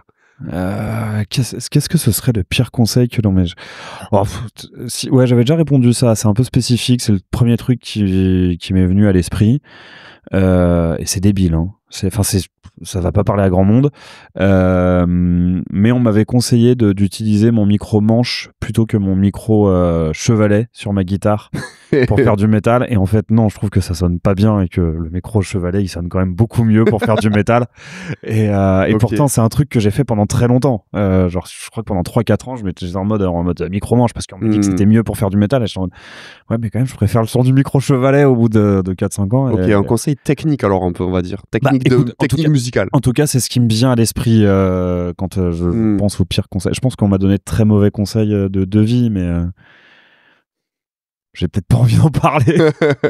Non, t'es pas obligé, c'est ton émission. mais écoute, si t'as un conseil technique qui te vient à l'esprit, je sais pas, moi je pense que j'ai eu des mauvaises habitudes parfois d'un point de vue technique sur la façon de s'enregistrer, la façon de faire ses voix, de faire des backs, tout ça en rap qui parfois tu apprends des mauvaises habitudes et tu les maintiens et après au bout d'un moment tu te rends compte qu'il y a un truc qui va pas en fait, qu'il faut remettre en question ton processus. Nous avec Train Fantôme on a beaucoup surutilisé la fameuse triple voix Donc très caractéristique de Suicide Boys, où tu as une lead au centre, tu as un back aigu sur le côté droit, un autre sur le côté gauche, et ça fait un effet tout de suite hyper intéressant. Okay. Mais moi, je me suis rendu compte que dans plein de contextes... Et qui est donc enregistré 3 fois ou qui est mixé différemment 3 fois? Enregistré 3 fois. C'est ça qui crée toute la force de ce processus. Et moi, je me suis rendu compte en fait que dans plein de cas de figure, j'avais besoin que d'une voix au centre, toute seule, et que ça faisait ressortir beaucoup plus d'authenticité. Et ça dépend du coup des contextes. Donc maintenant, je sais, selon la prod, selon le morceau, ce que je veux faire, comment m'adapter. Okay.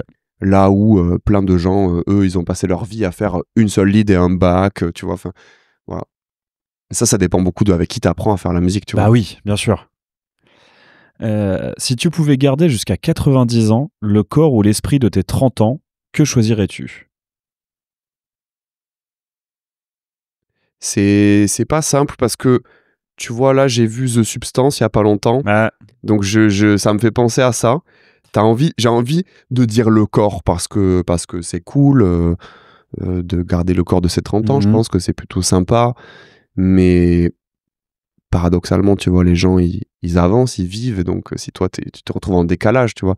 Je pense que garder l'esprit, c'est mieux parce que à 90 ans, on va dire passé 70, 80, tu peux avoir une petite dégénérescence, tu peux avoir Alzheimer, tu peux avoir plein d'autres choses qui peuvent t'arriver, tu peux avoir un AVC, un truc comme ça. Donc, je pense que garder l'esprit, c'est quand même mieux. C'est mieux. Voilà. Ah, tu es un rappeur. En effet. Les rappeurs aiment les belles choses. Oui. Aiment les choses clinquantes parfois. Quel est le truc cher le plus inutile que tu aies acheté? Ok. Là, on parle.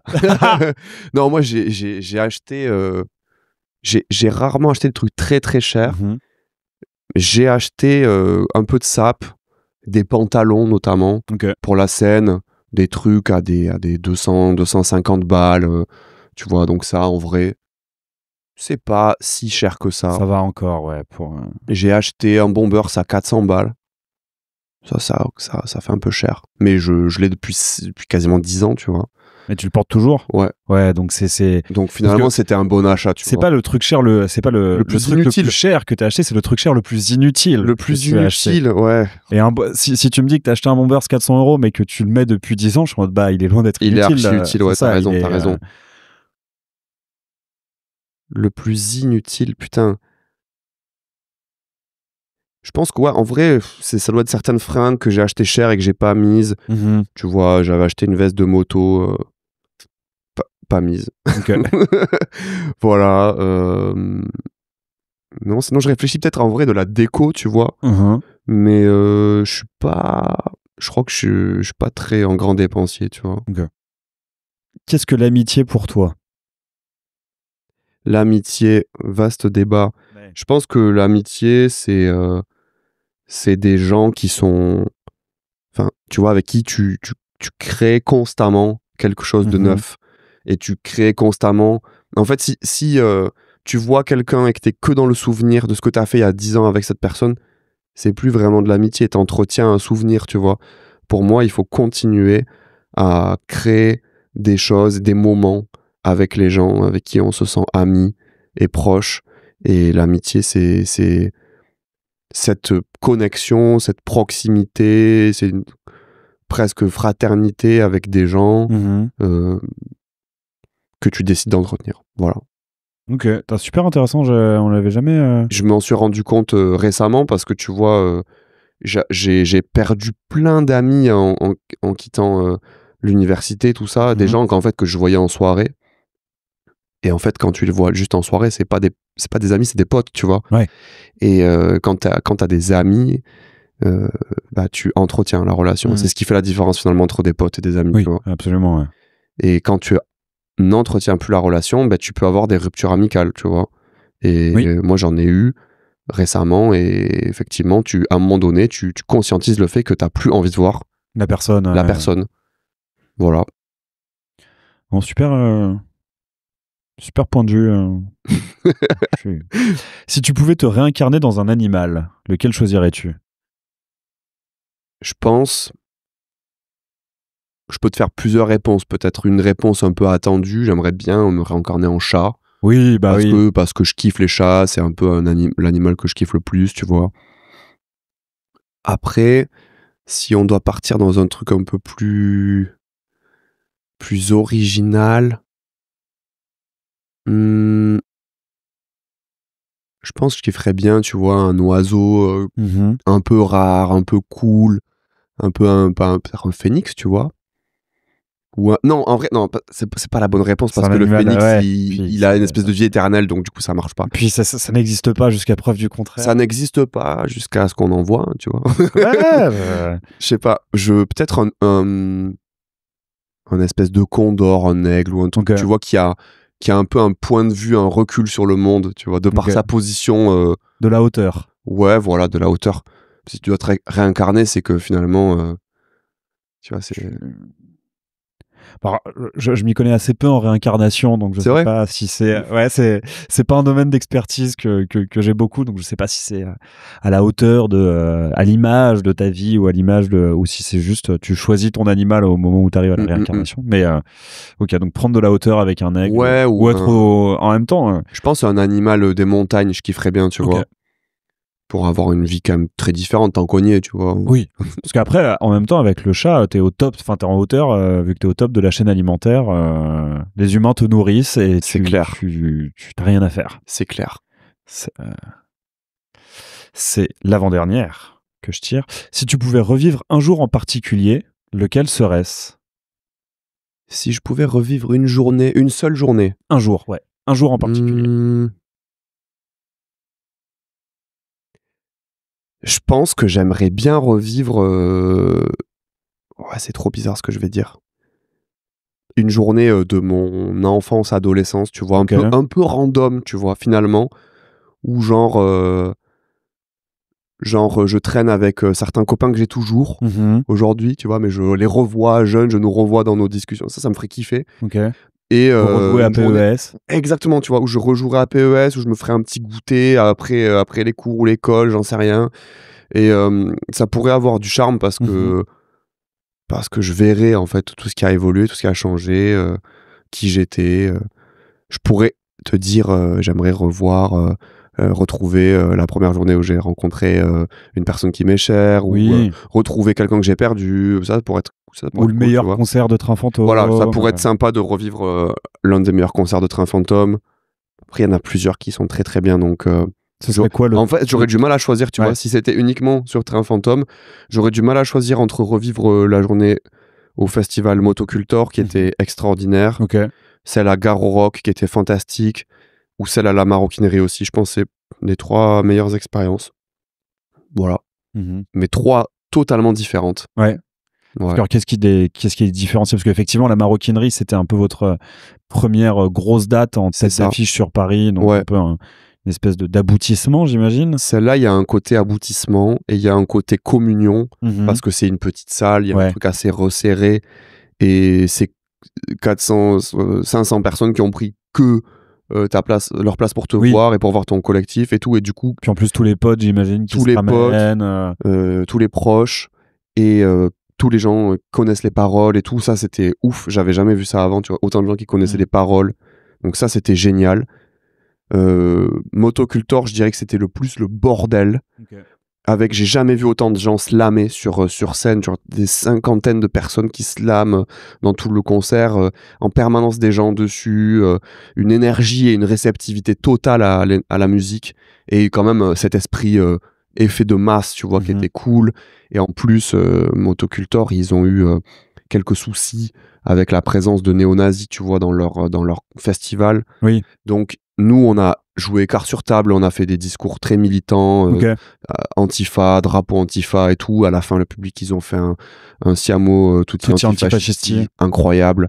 Ça, c'était spontané, tu vois, de leur part. Donc ça, c'était génial. Et ils ont vraiment, le festival a kiffé le fait qu'on politise un peu le truc, tu vois. Et puis Gare au Rock, parce que c'est la plus grande foule qu'on ait jamais eue. Je pense qu'il y avait 10 000 personnes. Peut-être un peu moins quand même, tu vois, mais... Et puis genre, tel point qu'il y avait plusieurs cercles. Il y avait 3 mosh pits en même temps. C'est trop. Ça, c'est trop. C'est sur YouTube, sur notre chaîne. Tu vois, il y a des récaps des festivals de et différentes dates. Ces dates-là, elles étaient folles. Et peut-être la dernière que j'ai vraiment personnellement adorée, c'était à Toulouse, au Bikini, au Week-end des Curiosités. Vraiment une foule en délire aussi. Et puis moi, il y avait ma famille, mes parents. Donc là, il y avait un truc un peu plus personnel d'être là, tu vois. Des copains d'enfance aussi un peu. Ouais. Okay. Mais justement, on a joué à Castres il y a pas longtemps avec Train Fantôme et c'est là où j'ai grandi, tu vois. Donc là, il y avait mes potes avec qui je jouais à PES, tu vois. Les fameux. Et alors, la dernière que je tire, et après, ce sera ton tour si tu le souhaites. Bon, alors je vais la poser. Tu peux changer si tu es pas fan. En fait, je vais la poser, mais je vais pas finir là-dessus parce que bon, y a-t-il des gens qui t'en veulent? Waouh. C'est pas génial pour finir. Je pense qu'il y a des gens qui m'en veulent, ouais. Il faut développer. Non, on va pas développer. Ouais. Eh ben écoute, ça c'est beaucoup mieux pour finir. Quel titre de chanson résumerait ta vie?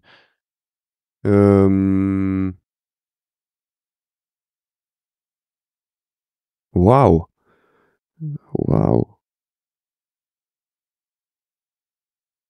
Je pourrais te dire Long fleuve tranquille.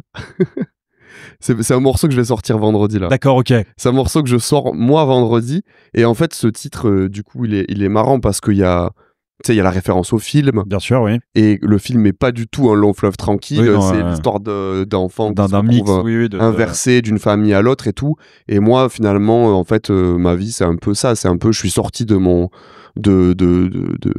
mon groupe social presque pour me retrouver à faire autre chose, à faire un truc qui n'a rien à voir, tu vois, à faire que de la musique.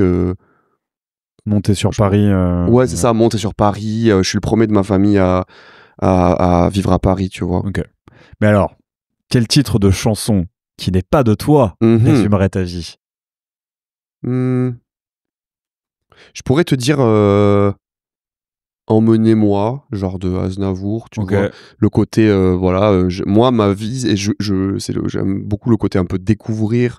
Bah, tu vois, spatialement, j'ai bougé à Paris parce que j'avais envie de découvrir la grande ville, le pays des merveilles, tu vois, la ville des possibles, tout ça. T'as bougé pendant tes études ou après tes études Pendant et après, j'ai fait Castres, Toulouse, Bordeaux et Paris.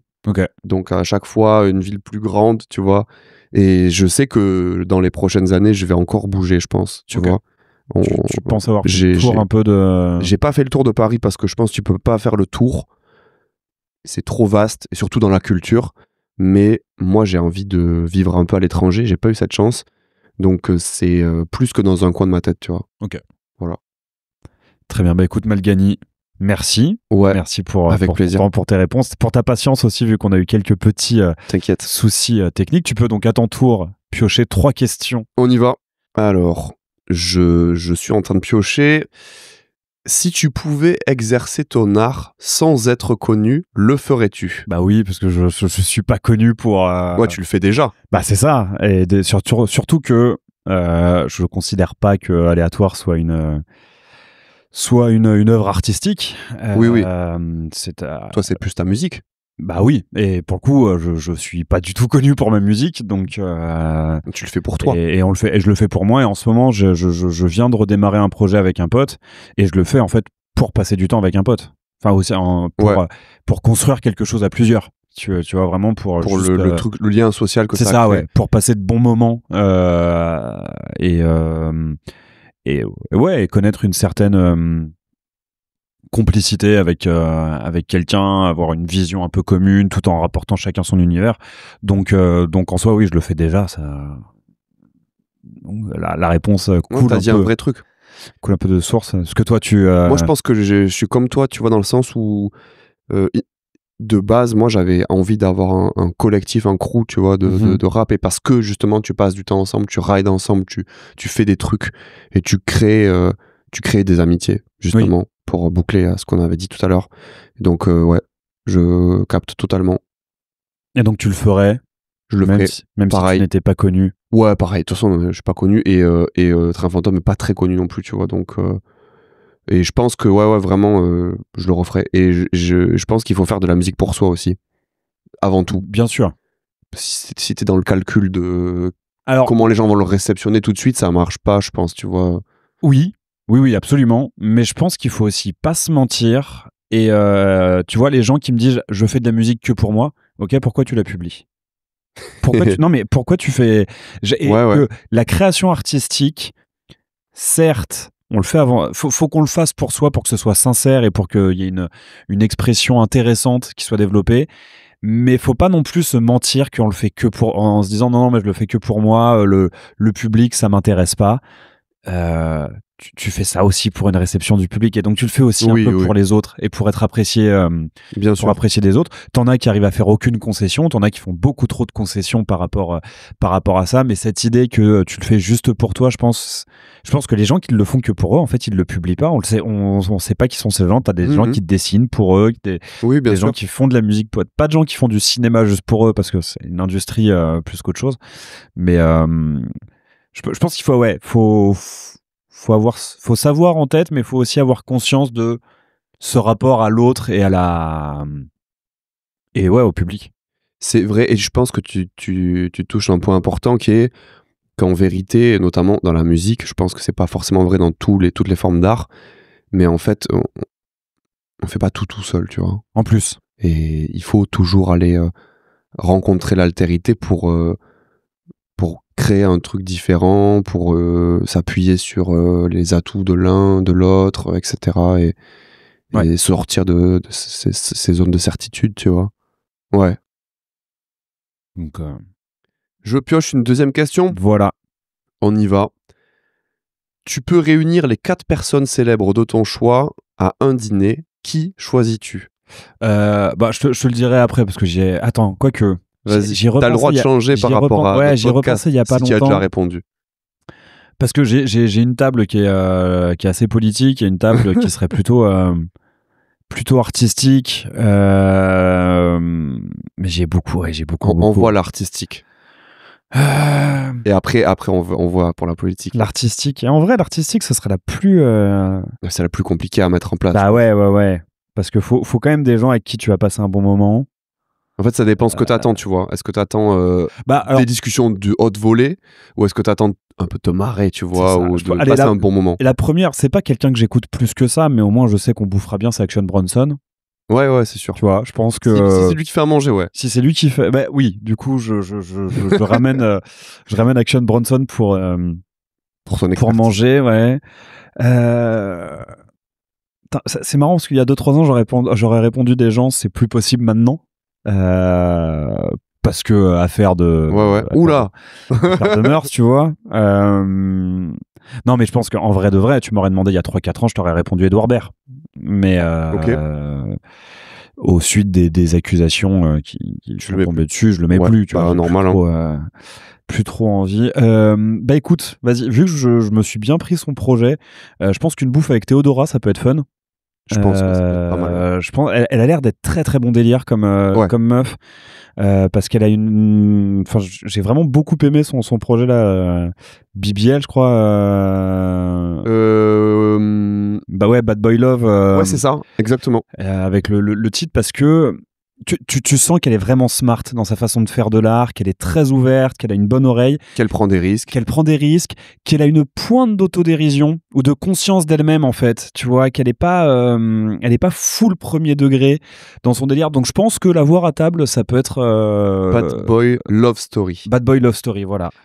Très très belle cover, très beau projet, ouais, effectivement. Je pense que Théodora, ça peut être chouette de la voir à table.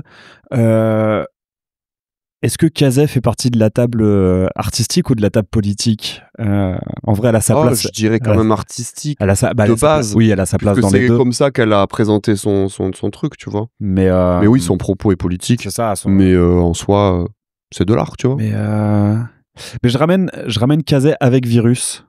Le rappeur, ouais. Le VIRUS, pas ouais. VEE, ouais.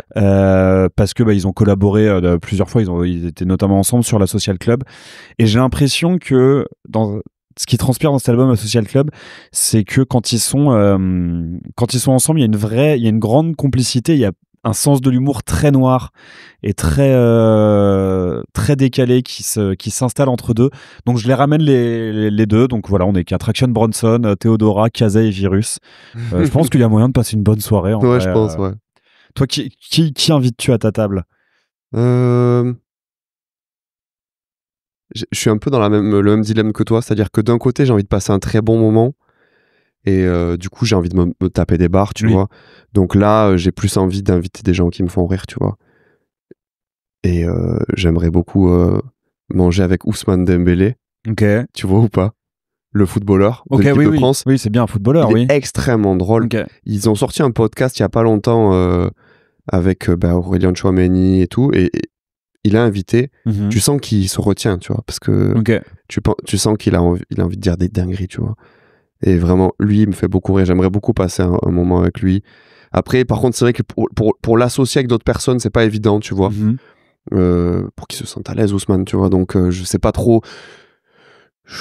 C'est vrai que c'est intéressant d'inviter quelqu'un qui s'y connaît bien en bouffe, qui peut être un bon petit sommelier ou un bon. Mais en fait, dans ce podcast-là, en l'occurrence, ils l'ont mis avec Thomas Njijol. Okay, et moi, ça me ferait vraiment plaisir de manger avec eux, tu vois, les deux. Je trouve que ça fait une très bonne association. Et la dernière personne...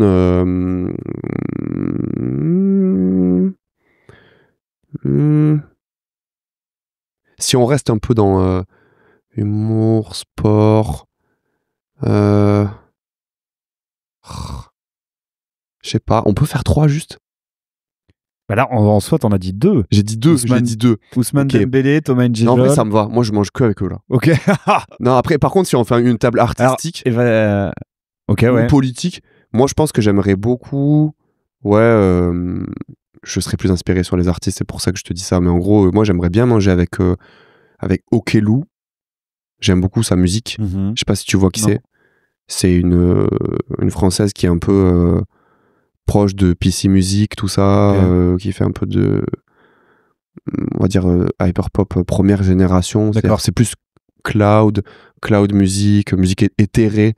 Donc c'est très... moi j'aime beaucoup son art en général. Je pense que... Qu'est-ce qu'on pourrait mettre avec cette table-là pour parler musique, pour parler art en général?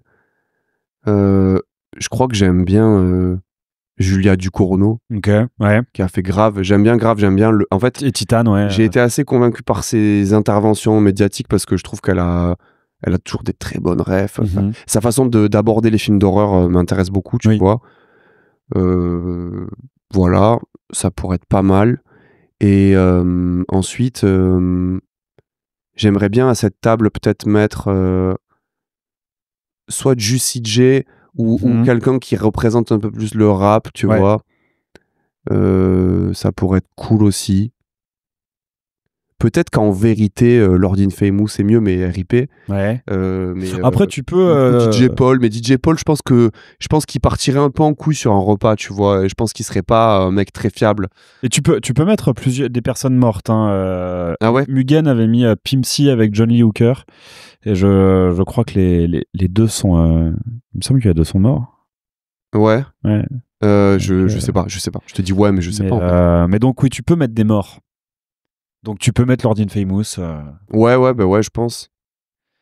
Donc on est. Mais je pense que Juicy J aurait plus de choses à raconter par rapport au vécu, à son approche de l'industrie, tu vois.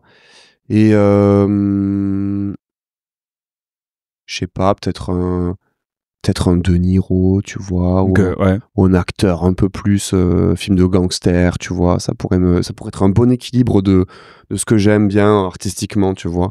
Ah, je pense que ouais. Donc Julia Ducournau. Je pense Okelou. Juicy J. Et De Niro. Ça pourrait être pas mal, De Niro. Ouais. Jolie table. Joli mélange. Ok, dernière. Dernière question, Jack. Si tu pouvais exercer n'importe quel métier, lequel choisirais-tu ? J'y avais répondu avec Moïse the Dude. Tu veux qu'on fasse une autre question? Bon, oui, allez. Ça rejoint un petit peu la question précédente, donc je sais C'est pas. quoi? C'est la célébrité que tu aurais aimé rencontrer. Mais du coup, on oui, en a un peu parlé avec les dîners, les- finalement, tu vois. Enfin, même si il n'y a pas que des célébrités à cette table, mais C'était quoi ça? c'était... Non, je dis pas, parce que les gens ne doivent pas savoir qu'en fait, je regarde plein de questions et que je choisis un peu. Quels sont tes critères pour te faire une opinion des gens? On est dans le gossip un peu plus là, tu vois. Un peu plus, ouais. En même temps, un peu dans le deep.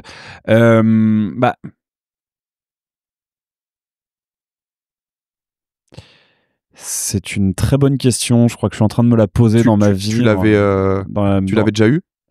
J'ai dû la voir, mais il y a très longtemps. Ok. Ça fait longtemps que j'y ai pas répondu et j'avoue que là, je crois que je suis peut-être un peu dans un truc où je suis en train de me reposer la question dans ma vie. Mais on va dire que ce qui me permet de savoir, on va dire plutôt si je vais être, s'il va y avoir une entente avec la personne, c'est la façon dont elle va me parler de ses passions. Ok. Tu vois, faut que c'est pas forcément est-ce que va y avoir des passions en commun, c'est est-ce que va y avoir un discours passionné. Ouais, c'est ça. Est-ce que va y avoir une petite flamme au fond des yeux au moment où elle va me où elle va me parler. Et après, en vrai, tu vois, je pense que pour me faire une opinion des gens en général, c'est leur rapport aux autres, quoi. C'est au monde en général. Au monde en général et à l'autre et d'une certaine manière, je crois un peu leur rapport à la gentillesse.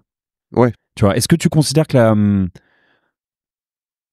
peut-être que ce serait ça. Est-ce que tu considères que la gentillesse c'est une faiblesse ou est-ce que tu considères que la gentillesse c'est une force et comment toi tu te positionnes par rapport à cette ce qui pour moi est une énorme qualité. C'est même pas une qualité, ça devrait même pas être une qualité, c'est que soyez gentils les gens. Oui, bien sûr. Et ça. Donc peut-être que le rapport à la gentillesse c'est un truc qui va me faire avoir qui peut faire évoluer mon opinion des gens et qui peut m'aider à me faire une opinion des gens. Je trouve que c'est pas mal, hein, parce que moi, au final, je trouve que c'est pas intéressant de juger les gens par ce qu'ils disent, mais plus par ce qu'ils font, quoi, concrètement. Ah, oui. Et ce qu'ils laissent transparaître de façon parfois un peu inconsciente et tout. Genre moi, enfin, je sais pas, si quelqu'un est méprisant avec une personne qui lui est subordonnée ou tu vois, ça veut en dire long, tu vois. Quelqu'un qui va calculer effectivement n'importe qui va dire bonjour à tout le monde, qui va y compris aux agents d'entretien et machin et tout ça, c'est des bonnes personnes. Et c'est des gens, tu vois vite que ok, c'est des gens qui sont là, tu vois, qui sont les pieds sur terre, tu vois. Moi, je crois que c'est ça dont j'ai besoin. Même si, comme toi, je rejoins le truc sur les discours passionnés. Moi, c'est quelque chose qui me plaît, même si je ne partage pas leur passion. Que je sente qu'ils sont habités par une flamme aussi. Et parce que c'est vrai qu'au final, les gens qui n'ont pas de passion, moi, ça me terrifie, tu vois. Ouais, T'as l'impression que tu trouves jamais de sujet de discussion qui va vraiment mener à quelque chose. Sauf si la passion, c'est le mindset et le développement personnel. Et auquel cas... et Dubaï, et auquel cas, la flemme. La flemme de ouf. C'est ça. Écoute, Malgani, encore merci. Merci pour ton accueil. Merci pour ce petit apéro. Merci pour ton temps, tes réponses. Comme je t'avais dit, il y a une dernière question qui sont 2 personnes que tu aimerais entendre dans Aléatoire. Une avec qui tu peux me mettre en contact. Et alors, oh non, on verra. Et une où tu n'as pas le contact, mais tu aimerais beaucoup entendre ce qu'elle a à dire à mon micro. Ouais, j'aimerais bien. Tu pourrais faire une émission avec Dolorraine, en vrai, je pense. Je le dis parce que bon, il fait partie de Train Fantôme et que c'est quelqu'un que je connais depuis longtemps. Et c'est quelqu'un qui a vraiment avec qui j'ai des discussions, enfin avec qui beaucoup de gens, parce que je suis pas le seul, on a des discussions assez nourries, tu vois. Et c'est quelqu'un qui prend le temps de réfléchir et qui est très bien pour les formats longs, tu vois, comme ça, genre tu veux parler longtemps avec quelqu'un sur un sujet artistique, ça peut être cool. Je pense que ça peut être un bon invité. Et après, quelqu'un avec qui je peux pas te mettre en contact ou que je connais pas directement. Moi, j'aimerais bien Soudière, tu vois, qui est le pionnier francophone français de la funk. Ok. Tu vois, bon, il a joué aux soirées de la funkerie, donc en théorie, la connexion. Je pourrais lui envoyer un message, mais en vérité, on n'est pas connectés, tu vois, aujourd'hui. Ouais. Et on s'est rencontrés dans une soirée il y a pas longtemps, donc c'était cool. Et je me suis dit que ça pourrait être intéressant, tu vois, que ce mec-là a beaucoup de choses à raconter, notamment sur la funk et sur la musique en général, donc voilà. Il y a un début de connexion là, donc. Oui, il y a un début de connexion, mais voilà. C'est à toi de la faire, la connexion. Donc, écoute, on verra ça. Encore merci. Où est-ce qu'on peut te retrouver? Là, tu nous as dit qu'au moment où on enregistrait, tu avais un titre qui sortait vendredi. Exact. Donc, Long fleuve tranquille. Qui donc, je pense, quand sortira l'épisode, ça fera déjà quelques semaines que le morceau sera sorti. Bien sûr. En fait, je pense que là, moi, l'actualité de mon projet solo Malgani va être assez riche dans les prochains mois, dans les prochaines semaines, parce qu'en fait, je pense sortir à peu près un morceau par mois jusqu'à sortir mon projet qui s'appelle L'Hôtel des âmes. D'accord. Et qui va sortir, je pense, en février. Voilà, tout simplement. Très joli nom. Et c'est L'Hôtel des âmes, c'est un univers assez approfondi que j'ai travaillé pendant cette dernière année, on va dire. D'accord. Voilà. Et donc le plus simple pour te suivre, ce sera de l'écouter. Ça sera de l'écouter et puis me retrouver sur les réseaux sociaux, tu vois. Instagram. C'est vrai que TikTok j'y vais, mais c'est un peu plus alternatif comme présence. Twitter, ça me saoule parce que c'est devenu une plateforme de facho. Ouais. Donc j'y vais de moins en moins. Donc ouais, Insta, et si pour ceux qui ont mon numéro WhatsApp, tu vois. Oui. Et pour ceux qui veulent diguer, SoundCloud. Exactement. Le projet sera sur SoundCloud aussi ou ce sera une excuse je sais pas pour trop, les plateformes? Je sais pas trop parce que normalement il est distribué partout, mais il sera distribué sur SoundCloud en payant, tu vois. Et moi j'ai horreur de ça. En gros, pour moi SoundCloud c'est la plateforme de la gratuité, tu vois. Donc si je mets des choses sur SoundCloud, ça sera plutôt peut-être du contenu additionnel, tu vois, genre des morceaux que j'ai pas gardés pour le projet, tu vois, genre ceux où je suis pas allé au bout du mix, un B-Face ou un... Ouais, c'est ça. Ok, d'accord. Bah écoute, très bien. On a hâte de découvrir ça. Et quant à vous, chers auditeurs et auditrices d'Aléatoire, vous pouvez toujours retrouver Aléatoire sur Instagram. Et je vous dis au prochain épisode. Salut. Petit message de fin d'épisode qui, j'espère, vous aura plu. L'épisode, évidemment, pas le message. Petit message parce que lorsqu'on a enregistré cet épisode avec Malgani, je n'avais pas encore lancé ma page Patreon et je n'avais même pas encore envisagé de lancer ma page Patreon, ce qui explique pourquoi je n'en parle pas à la fin de l'épisode. Ce sera désormais le cas. Mais donc, vous pouvez désormais soutenir Aléatoire sur Patreon à l'adresse patreon.com/aléatoire_s. Un peu pareil que sur le Instagram. Voilà, vous pouvez me soutenir à partir de 1,50$, ce qui représente à peu près 2€, je crois, sur le cours de Patreon. Donc pour le prix d'un café, si vous préférez, vous pouvez me payer une pinte d'IPA, voire un cocktail. Et si vous êtes Xavier Niel, pour la modique somme de 42 949 672 $et 95 cents, je m'engage à vous recevoir dans Aléatoire et à continuer cette magnifique campagne de coolisation de votre personne. Voilà, donc toutes les infos sont en bio sur Instagram, sont dans la description de cet épisode et sont sur patreon.com/aléatoire_s. Un très très grand merci pour celles et ceux qui pourront me soutenir. Et pour celles et ceux qui ne peuvent pas, eh bien ça ne change rien à l'amour que j'ai pour vous. Déjà un très grand merci d'écouter et de faire vivre Aléatoire. Ça bouge pas, on est ensemble. Merci d'avoir écouté Aléatoire. J'espère que cet épisode vous aura au choix ému, fait rire, appris des choses, voire les trois en même temps.